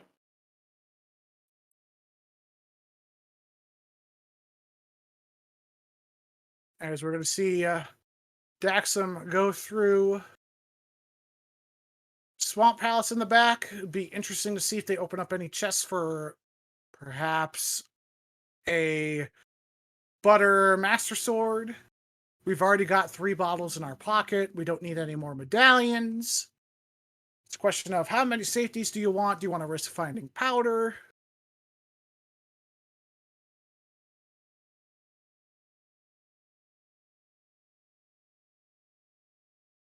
All right, and Daxam's going to go directly to the back of Swamp Palace. Yeah, the question is are we opening any additional chests here? I would not, being in go mode. You have enough safeties to get through GT. You have plenty of hearts. Blue mail, tempered sword, silver arrows. I mean, it's hard to ask for more, really. Yeah, an experienced runner would be nice and happy with what they have. It just depends upon the comfort level of our mentee runners. I would imagine anyone in this Swiss round and going forward in the tournament feels pretty comfy with tempered sword silvers. It might be a question of silverless. Are you comfy with it? Definitely, I would imagine if someone's got a Master Sword silverless fight ahead of them, they're going to be opening up everything they can. Oh, I'm trying to do diver down here.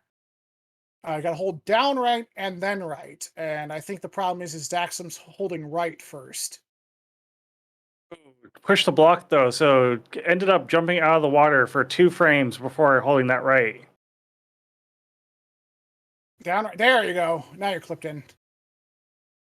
Nice. Yeah, Nice diver down. Up and making checks, and we just find more dungeon items. I was having issues with Diver Down for about 2 months. I couldn't figure out why, and I finally figured it out. I was moving too quickly over to right and down right. It was making my Diver Down so impossible to do. I was getting so frustrated with it.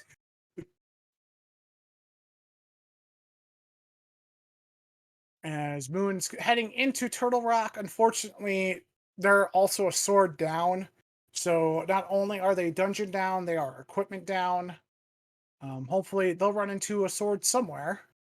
Probably in GT.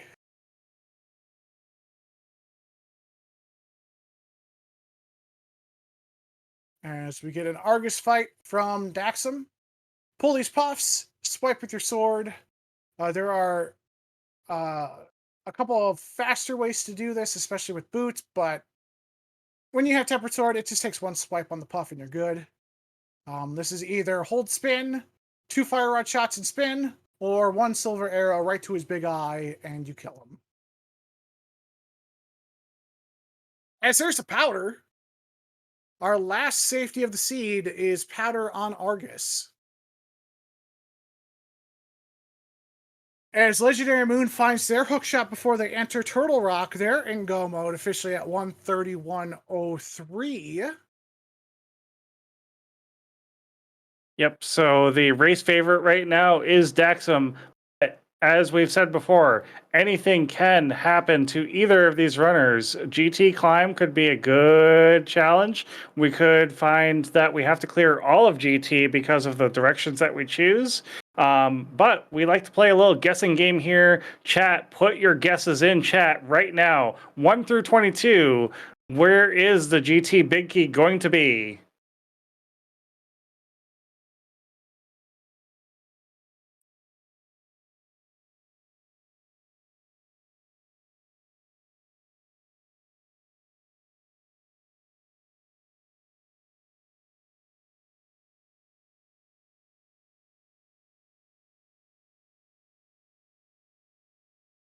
The winner of the GT guessing game gets the fabulous prize of Hyrule Fortune, redeemable at your nearest Hyrule Castle for just a green potion through a certain door.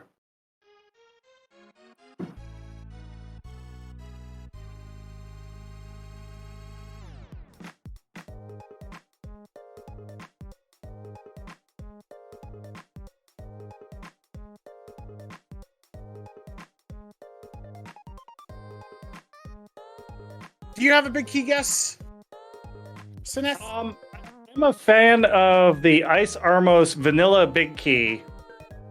Nice. I like guessing 14. Which in a standard GT route is in the same room, actually.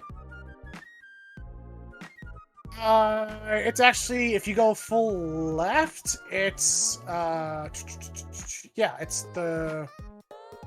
Sorry, because I normally go right to get the 2 Hope Room chests, and then if I go left, Bob's chest is 14. So, Vanilla would be 12 then for the big key. If I'm counting it right. Question in chat, does Go Mode Podcast have any other Zelda channels or only this one? So yes, this is the only Zelda channel on Twitch that we are currently running. If for some reason we do find that we need more channels, obviously that will be up to the admins to decide. We'd love to get that big and host more rando races. Already we have our mentor tournament, which is running right now. This is the Swiss stage. We have our bi-weekly seed, which we sometimes run when we're not running tournaments. We help out during the the main tournament and the challenge cup. If you're interested in seeing what we're up to, go ahead and follow the channel. And as always, join the Discord if you want to learn a little bit about the game. All right, as we're 3 checks through, there was a small key on the torch. We picked that up. So rip Bob. Bob is an anti-fairy that is glitched with how they look. If you leave the item on the torch, he stays looking weird. If you take the item, he turns and reverts back to his normal form, which is his opposite, which is Pop. So when you see Pop, make sure you wave hello to him in chat. If we happen to see him.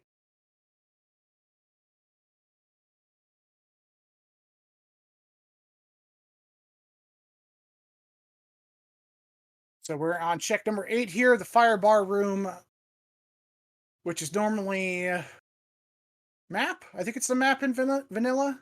As we find a bottle, our last bottle. So many bottles, so many safeties. Unfortunately, hookshot was in a jerk spot. Yeah, definitely.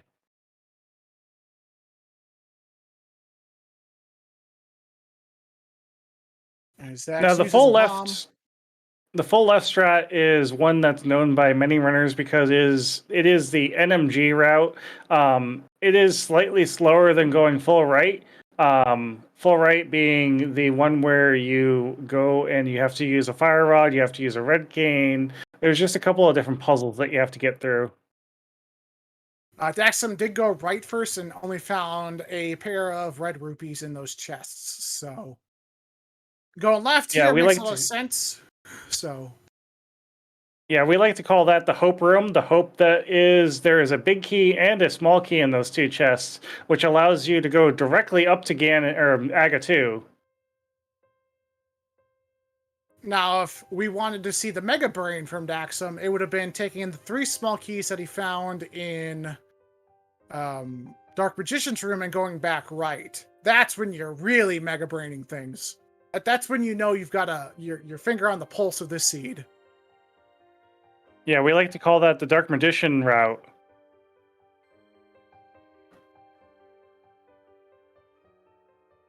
As we're going to get to see Pop today, everyone make sure you salute and say hello to Pop, because Bob's dead. We killed him by picking up that small key. Rip Bob. Yep, his anti-fairy version of himself is going to be present for us as we get a Master Sword Trinix fight. This is significantly slower than with the Tempered Sword. You got to be careful with your magic. You're going to be dealing with ice floors. You're going to be dealing with fire breath. And as Moon switches over to the hammer. That's not a bad strat at all. Slows you down a little bit. As we find the Butter Sword on Bob's chest. I can't believe it's not Bobber Sword. Sorry, I tried to make a bad pun there. Rip Pop too. We ended up doing a magic powder, so Pop is dead, Bob is dead, both anti-fairies are dead. As the big key was over on the right-hand side. Yep, as you called it, seeing those 3 keys right off the bat, that's your clue. Go back to the right. Now, this is an interesting thing. These 3 keys could mean that the big key could be here in the tile room. A lot of runners will opt to skip this room and come back to it. Let's see what Daxam's going to do. Daxam's going to key dash and go on through. You were asking for a galaxy brain play there. Yes, I was. All right, we're coming up on check 18, 19, 20, and 21. Inside the vanilla compass room, we'll see if our big key is there. As that poor Onyx gets hit with a Master Sword, it was super effective. Unfortunately, he faints, and we get ourselves another crystal and the 3rd bottle for Legendary Moon, who just has to go clear out Swamp Palace and enter in GT. Which, this race, if... Oh, no, Big Key is in check number 20 is our winner. Congratulations to those of you who guessed number 20 in chat. Yep, so I'm looking back right now. The closest people, if we're playing Price is Right rules, looks like Zulgug was the winner.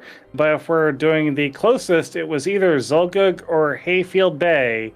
Once again, your prize is Hyrule Fortune, redeemable at your nearest Hyrule Castle with a green potion. Just walk through the left side, hit your green potion, and you'll have your Hyrule Fortune. Voucher must be redeemed within 24 hours of the completion of the seed.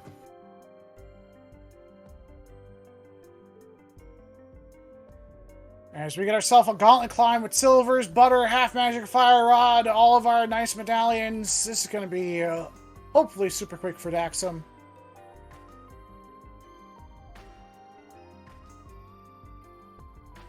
As Legendary Moon heads into their Swamp Palace with Master Sword, really hoping that even though the Tempered Sword's in a really rough location if you go full left, it's going to be a tough time for Legendary Moon to make up any time at all with where that big key was and not having that Tempered Sword.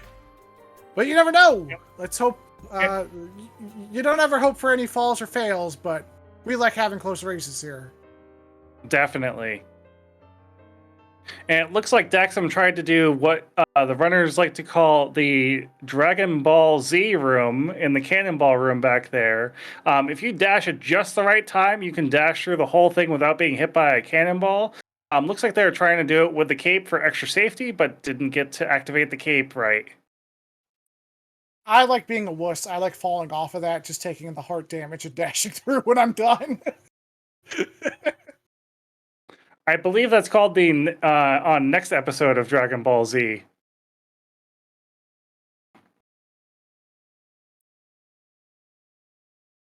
As we're going to get a Lamola's 2 fight here. Silver arrows, butter sword. It's either 1 silver arrow or 2 butter swipes. Is there an official name for the gold sword, or is it just gold sword?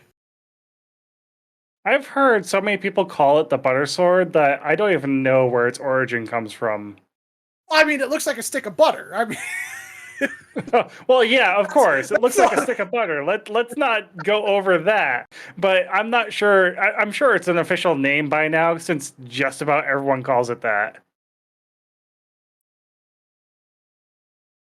Oh, nice red cane usage for the first magician room here. And keeping the cane out for the second magician room. Can we get 2 for 2? Oh, got blocked.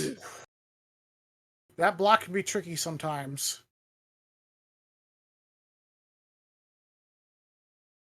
Oh no! Oh no, these heckin' pigs! Oh no, these heckin' pigs! Please have a fairy. I swear you have a fairy. Okay. Oh, we have a fairy. Oh, heart attack. Everyone in chat, take a breather after that one.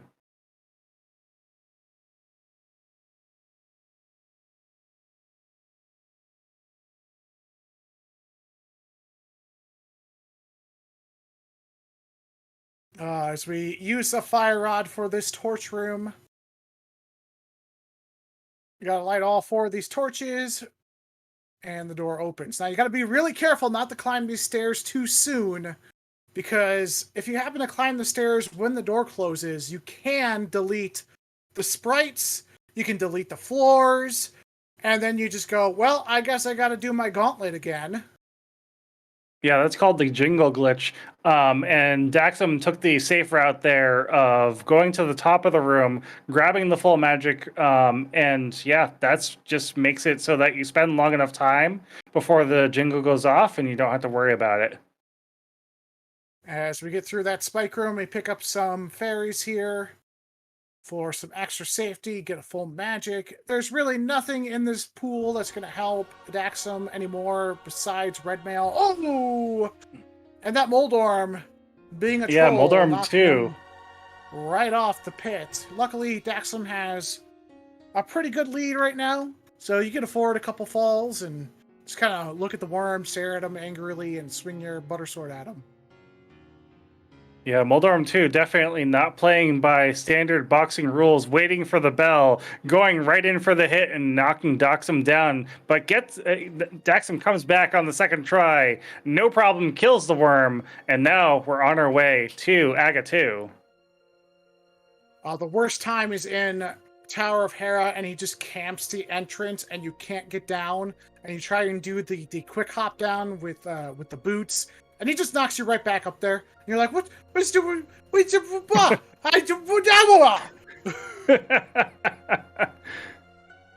Oh, this looks like a nice triple. That's at least a double. It depends upon if the third orb trailing behind had enough of a gap for Aga to not register it as a invincibility hit. Yeah, those iframes, you got to watch out for them. Nice. There we are. And down Aga goes, 2 is down.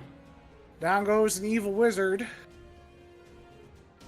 So we are now one boss away from finishing the seed, Ganon himself. This fight has 4 different phases in it. The first phase being when he starts throwing his trident at you. The second phase when he is spinning fire bats and throwing them at you. Third phase, he's teleporting around, dropping the floor around you. And then fourth phase, he's teleporting around and trying to avoid being hit by you. Zelda Gisson, thank you. Zelda Disson, thank you very much for the raid. Welcome to the Go Mode Podcast Mentor Tournament Swiss Round number 1, a race between DaxamLhant and LegendaryMoon. Our mentors are Megawott on the left, Nielsen Alex 92 on the right, as we are officially into a pig fight. Butter up that bacon, boy, as we get to swing a butter sword 6 times in phase 1, 6 times in phase 2, 4 times in phase 3, and with silvers 4 times in phase 4. Yep, and we're making great use of that cape. We got a nice, what we call a 1-in-1 phase, where Ganon only spent 1 turn in each phase. Now we're on to phase 3, where he teleports around, drops the floor. Daxam only has to worry about not falling down that floor and resetting the fight now. He does have 2 hearts, though, so you got to be careful. He does not have a secondary fairy, so 1 hug is not going to be good news. But usually in phase 3 and 4, you can kind of mitigate where you're going to be hit. Oh, that was so close.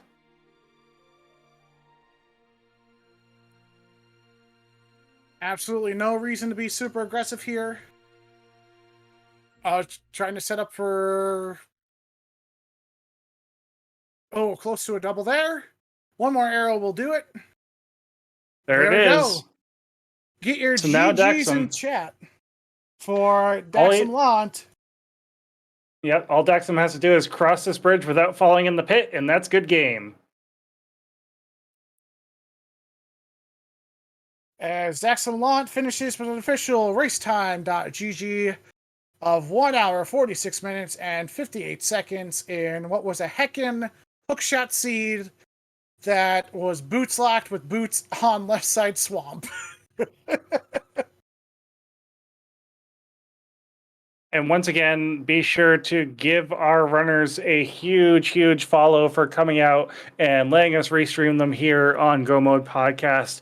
DaxamLhant, Megawatt, their mentor, Legendary Moon, and Nielsen Alex, their mentor, all of them putting in their time here, and as well give each of the volunteers who were able to come and make this restream a possibility. So last summer for the awesome tracking, my co-commentator right here, Worldwide Wimpy, and of course, JoshBittner for the restream.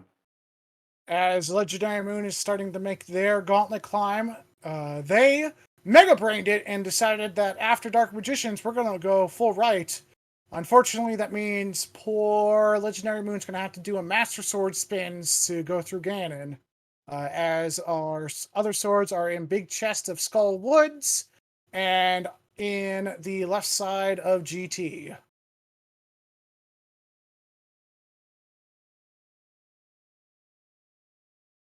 As it looks like we're going to at least have our winning runner today, DaxamLhant, and their mentor come in for an interview as we're watching Legendary Moon finish up their seed.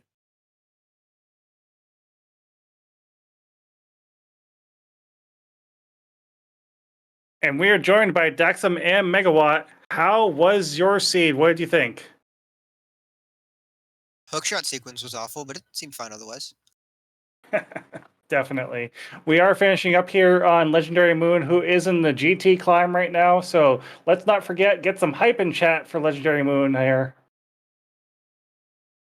As Moon is going to be taking a safety room here to get some hearts from some fairies. So yeah, that hookshot was locked behind boots, which were over in a dipped Swamp Palace left side. Kind of go through the process of what you guys were kind of deciding to do, because there was a point in the seed where Turtle Rock was an option, Ice Palace was an option, you had the choice of dipping Swamp, you could have gone back up the mountain to go through Spike Cave, which is where Bombos was, to then go do Mire. With that fire rod, you could have gone to the back of Skullwoods and done a pedestal check. You ultimately decided to do that Swamp Palace. Just kind of go through what made you decide to do that and kind of set yourself up for the rest of the seed. So we already had both items from Skullwood, so no want to go there and check the pedestal. Really, we only had 3 good groups, which was going to the mountain, but doing that with the hookshot would have made it worse in case we had to go back up there again. And we didn't know that we can get into Turtle Rock because I didn't check when I had gotten Darkwood access. Also, the fact that Hera specifically had a big key in the basement, meaning that it was even more punishing to try to go up there without the hookshot, because it means you're dumping a minute into that as well.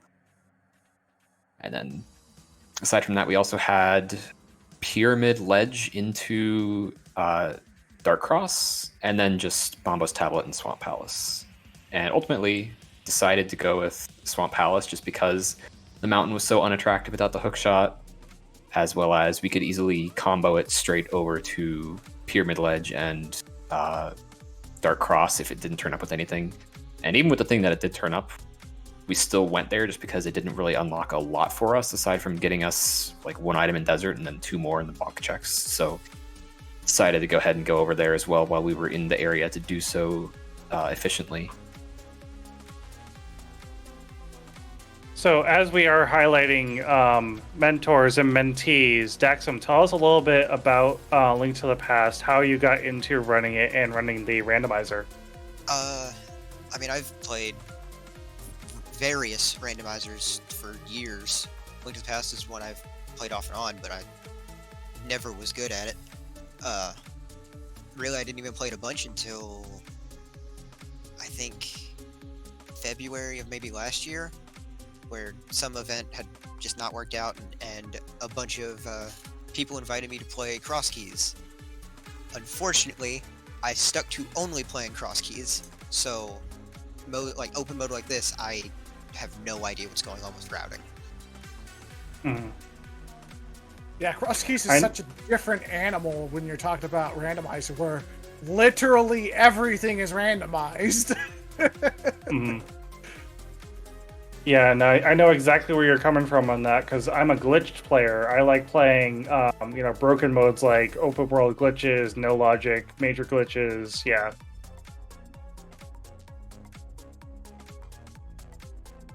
So, is this the first time you've worked with Megawatt as a mentor? How was your experience kind of getting coached through what was a kind of nice seed up until Hookshot was locked?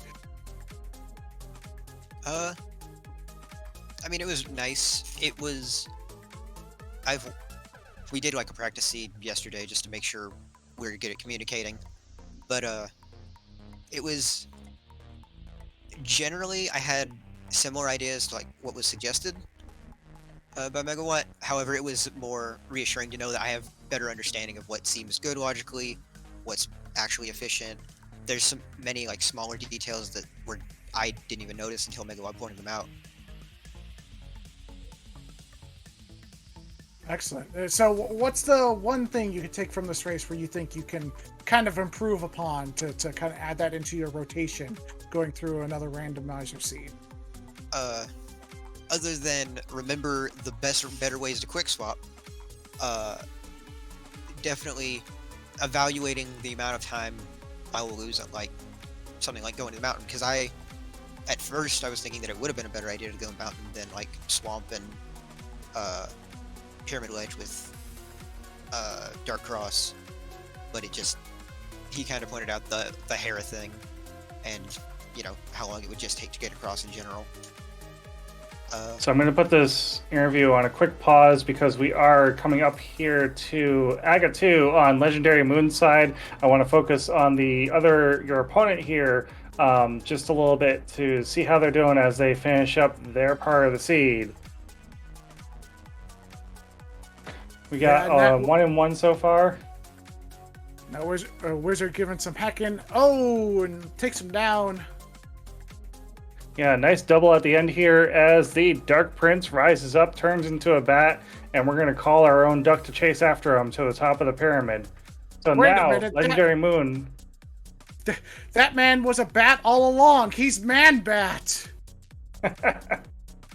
Legendary Moon now is only 4 phases away from completing their part of the race. We'll see how the Ganon fight does. This is a Master Sword Ganon with silver arrows, so not super scary, but it's going to be a long time before we get to that phase 4. Yeah, only Master Sword spins do any sort of damage to Ganon here, so it's going to be a little while. If you can get him kind of sandwiched here against the wall, you can use the cape, kind of sandwich yourself between Ganon and the wall, and just unload with sword spins. But generally, if you're going to do that, you want to face the direction the wall is at, and then you can kind of just push yourself off. You'll get double, sometimes even triple spins off, and push them into the second phase a little bit faster. Yeah, I'm wondering if Legendary Moon has a potion here to refill the magic meter. We're completely out of magic at this point, so we'll have to see how this all works out. I don't think they've used... The only safety they used was in Cold Stare. I think they have another blue bottle because of the one that dropped on Trinex. So I do believe... here's phase 2. I do believe Moon has a fairy and a blue potion. Yep, so this is starting to turn into needing that blue potion. Yep, here it is. So it is 12 spins in phase 1, 12 spins in phase 2. Moon does have to be careful now, because if that's the only blue potion, we gotta be careful how much magic we use. Luckily, those silver arrows kind of mitigate needing the torch glitch, so as long as you still have, with half magic, a third of a bar, you're kind of good. If we were silverless, and this was a silverless Master Sword Ganon fight, it's 24 spins to kill the pig in phase 4. So luckily, those bows were in some nice locations in Zora Fountain and in Thieves Town. Yeah, now you got to be really careful because now you're low on magic. Oh, another blue potion. So full life and magic. They may have refilled another blue potion. Yeah, okay, because we did find mushroom in Ice Palace. So if you went there after doing ice, you could have gotten a refill. So as 4 spins here, you got to be a little careful. Make sure Ganon becomes solid. as he's going to teleport back and forth across the room. Luckily, once you get a little bit more experience in seeing Ganon fights, you can kind of predict where he's going without even seeing where he's actually going. You know he's going to go up, down, up, down, up, down every single time.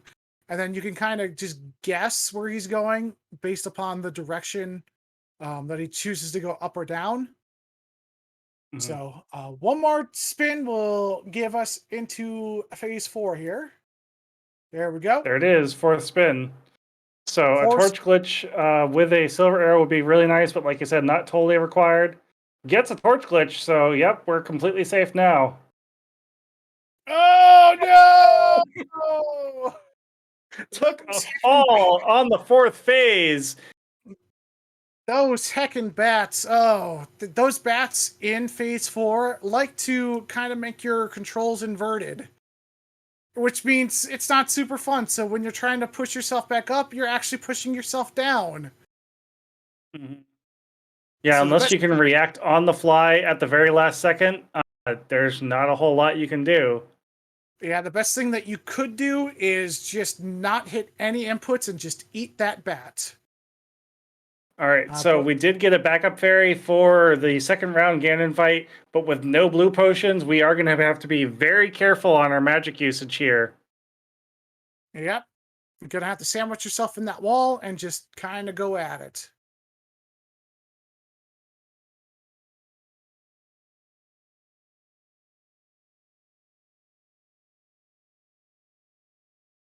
That's a 3rd spin. Now, fortunately, with Blue Mail and that fairy, the one encouraging thing I would be saying is just don't worry about hugging a pig. You hug him with your sword. Down to 1 heart, but yeah, like you said, with that fairy back up, it's going to be fairly easy to just play it safe here, get through the phases as safely as possible, try to bank that fairy for when you absolutely need it. Yeah, because at worst, if you end up dying, you just go get yourself your blue potions and say, okay, we're just going to cheese this pig. Since we're already buttering him up.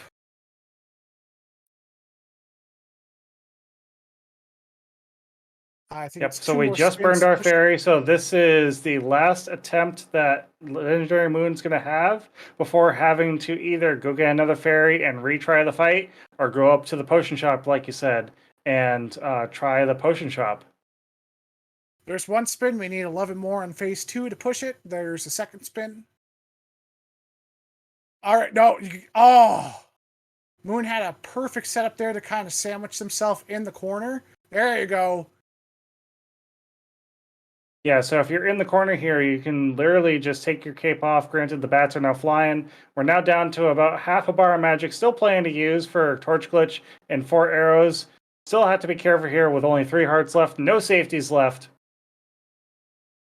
Another good spot to use your cape and get yourself sandwiched, but if you don't feel super comfy doing it, do what you feel like you can do best. Yeah, definitely. And with no safeties in mind here, I would definitely think about being safer if possible. 1 heart left.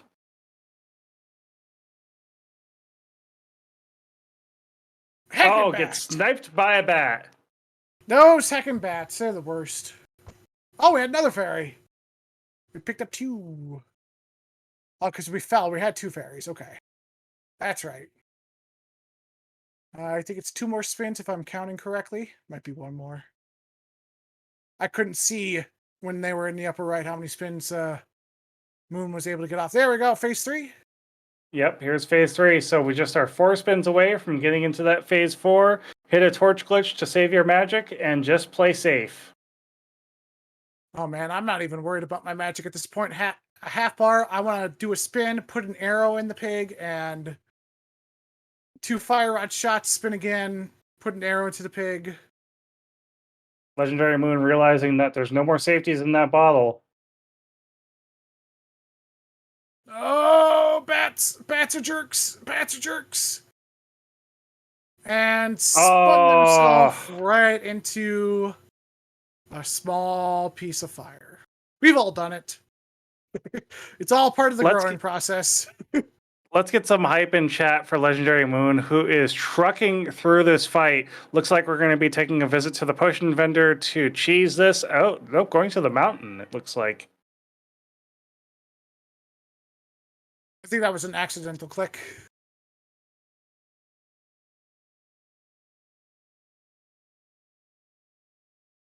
Oh, I missed a duck! What the duck? You go a little too far up or a little too far down, the duck just flies right on past you. It does not have time to stop. That duck needs to keep on flying 24/7. Sometimes that duck drives me quackers. I see what you did there, but I'm not sure if it would pay the bills. I don't know, maybe...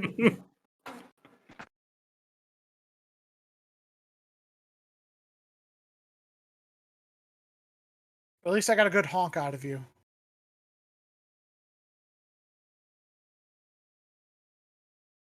Alright, gonna have to go through the upper portion of Hyrule Castle here to get access to their mirror portal. Not a big deal. Normally you'd want to go ahead. Yeah, and looks like it was already said in chat, but to answer in chat, one sword was up in GT, the other one in Skullwoods. Yeah, Skullwood's big chest, and I believe it was in Rando room in GT.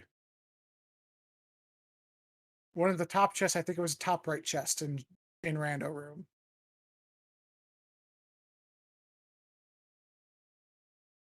Get a bonk! Yep, mirror bonks are a thing. Such a tight space up near that fall-in for the pyramid. All right, so this should be the easiest Ganon fight. All bottles are filled. Granted, anything can happen. All right, go sandwich yourself up against the wall here. That's what I want to see. There you go. Go all the way to the top or all the way right. You could have... Okay. I mean, again, playing safe with 2 Ganon deaths and just this is the 3rd attempt. I completely agree with this. Just do as much as you can to them. Don't put yourself in any dangerous spots. I am such an aggressive coach. I'm there. Yeah, just go hug the pig. You're fine. Just go do it. You'll be fine. Trust me. You got this. Yeah, this is definitely something that I would recommend all mentors and mentees practice for this race is spin Ganon. Whether or not you are sitting here with just Master Sword, or if you can't find those silver arrows, spin Ganon is definitely something that's worth practicing.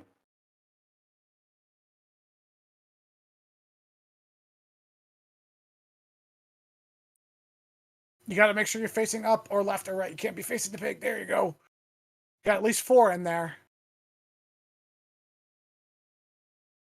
Looks like we're holding the wall to save a little magic. You can't die. Oh.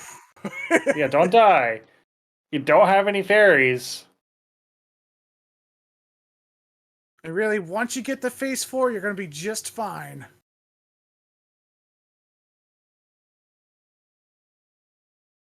That's what I would be saying. Just get to phase 4. You're going to be just fine. Yep. Doesn't matter how long you get to phase 4. You're committed to doing it.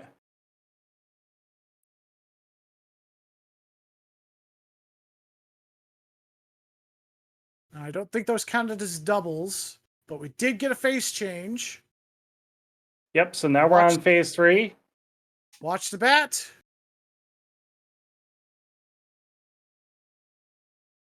Unfortunately, the teleports are no longer scripted in the first encounter with Ganon. You're going to get the same teleports as your opponent, so they're going to be on the same script. Because of the fall, because of the death, it's on a completely different pattern. You're going to need a fire source. There we go. There we go. Torch glitch is achieved. Now we just got to be careful not to fall off the edge. Nice. 4 silver arrows will do it. There you go. Kind of sandwich yourself toward that Triforce carpet. So that way, when you do spin, you're going to be pushed toward the center versus being pushed toward the edge.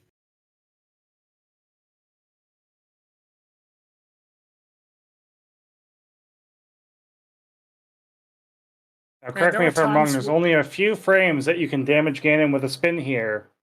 You can damage Ganon with the Master Sword spin at any time. It's just whether or not you want to do it as a silverless spin.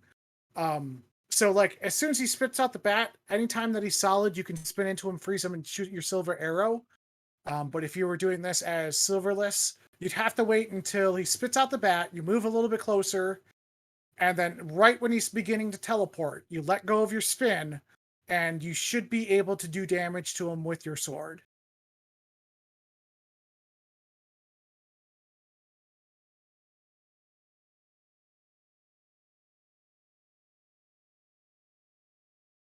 And down goes Ganon. Yep, there it is. GG's in chat for the wonderful and awesome Legendary Moon, who finishes with a racetime.gg time of 2 hours, 8 minutes, and 54 seconds on what was a heckin' pig and a heckin' hookshot kind of seed. We'll see if they want to join us for their part of the interview, but Dax and Megawatt, I know we've been holding on to you for a little bit here while that exciting fight was going on. I mean, what did you think of your opponent's performance in this seed?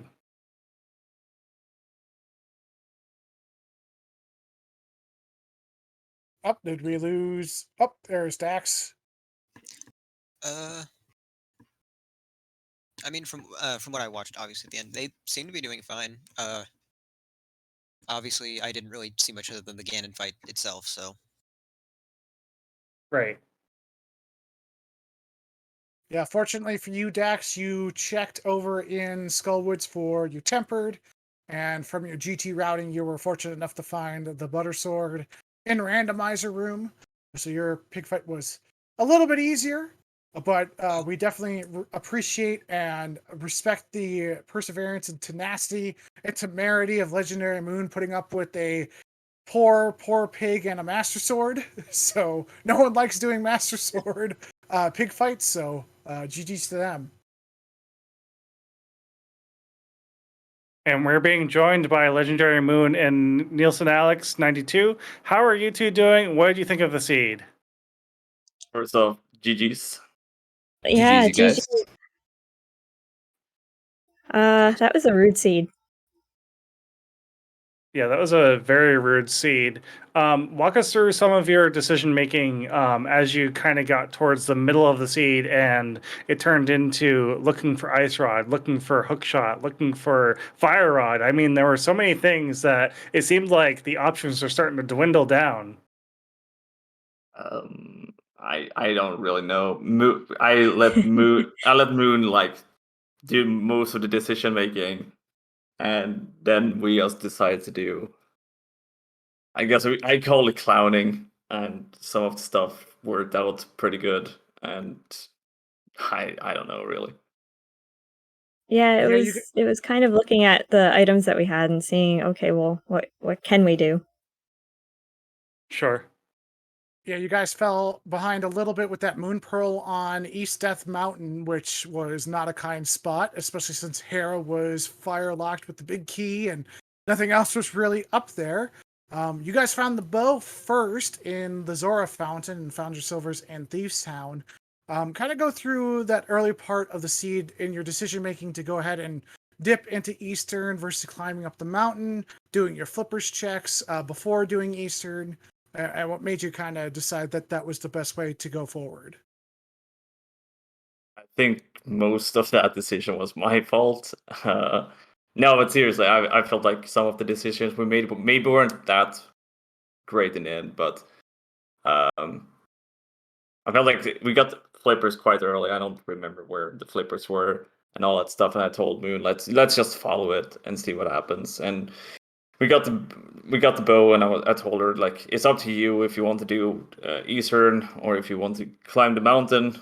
And we decided to go for the crystal first, and that's pretty much how it went, I think.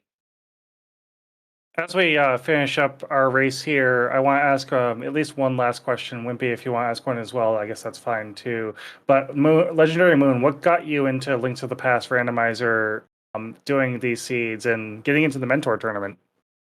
Well, I've been playing randomizer, Link to the Past randomizer for a while. And I like to watch the tournaments, and I'm like, hey, maybe I can do that. So I started working toward learning the tricks, I guess you could call them, and making more friends in the community. And they kind of encouraged me to join the tournament. So here I am. Then just my final question would be for you, Legendary Moon. What can you take away from this race, kind of going forward in the Swiss round and into the tournament that Nielsen Alex was able to kind of bestow upon you in mentoring you through this seed? This seed was kind of a beast, but it's really learning to follow not only what the seed gives you, so the items that you're getting, but also the crystals as well. So trying to make the best decisions to route and figure out where to go. Definitely. All right. Well, one last shout out for our runners. Be sure to give a huge follow to DaxamLhant, a huge follow to Legendary Moon for coming out and giving us this nice little showcase here on Go Mode Podcast. Be sure to follow their mentors, Megawott and Nielsen Alex 92. As always, give our tracker a huge follow for making sure that we're being honest in what items each runner has. solastsummer, my co-commentator, Worldwide Wimpy, for coming out and helping me out in the booth here, as well as JoshBittner for turning on the lights and getting the restream going. Yeah, make sure you guys stay tuned. If you guys love Randomizer, we have a second race coming up immediately following our cut of the broadcast. It's a race between Rainman and D Blicky here on the Go Mode Podcast channel on Twitch. Any last words, runners and mentors? Quick correction on that one. We've actually changed that race, so there's not going to be a upcoming stream. But yeah, please be sure to follow this channel. Go join the Discord if you want to see upcoming races. Any final words for you, runners? Thanks to everybody for doing the restream. Comms, trackers, Restreamer. It's much appreciated. Yeah, GG's. thank you all for setting up the restream, and thank you, Legendary Moon, for a good race. Yeah, thanks, you too. GG's. With that, we're going to be off. Let's go raid someone really quick. I think we're going to go raid one of our community members here. His name is Adalor. You may have seen him around the Discord. You may have seen him racing on your own. Great racer. Check him out. And bear with me just a moment as I type this in for him. Adalor, I don't even know him. I do know Adalor. I've raced against him. He's awesome.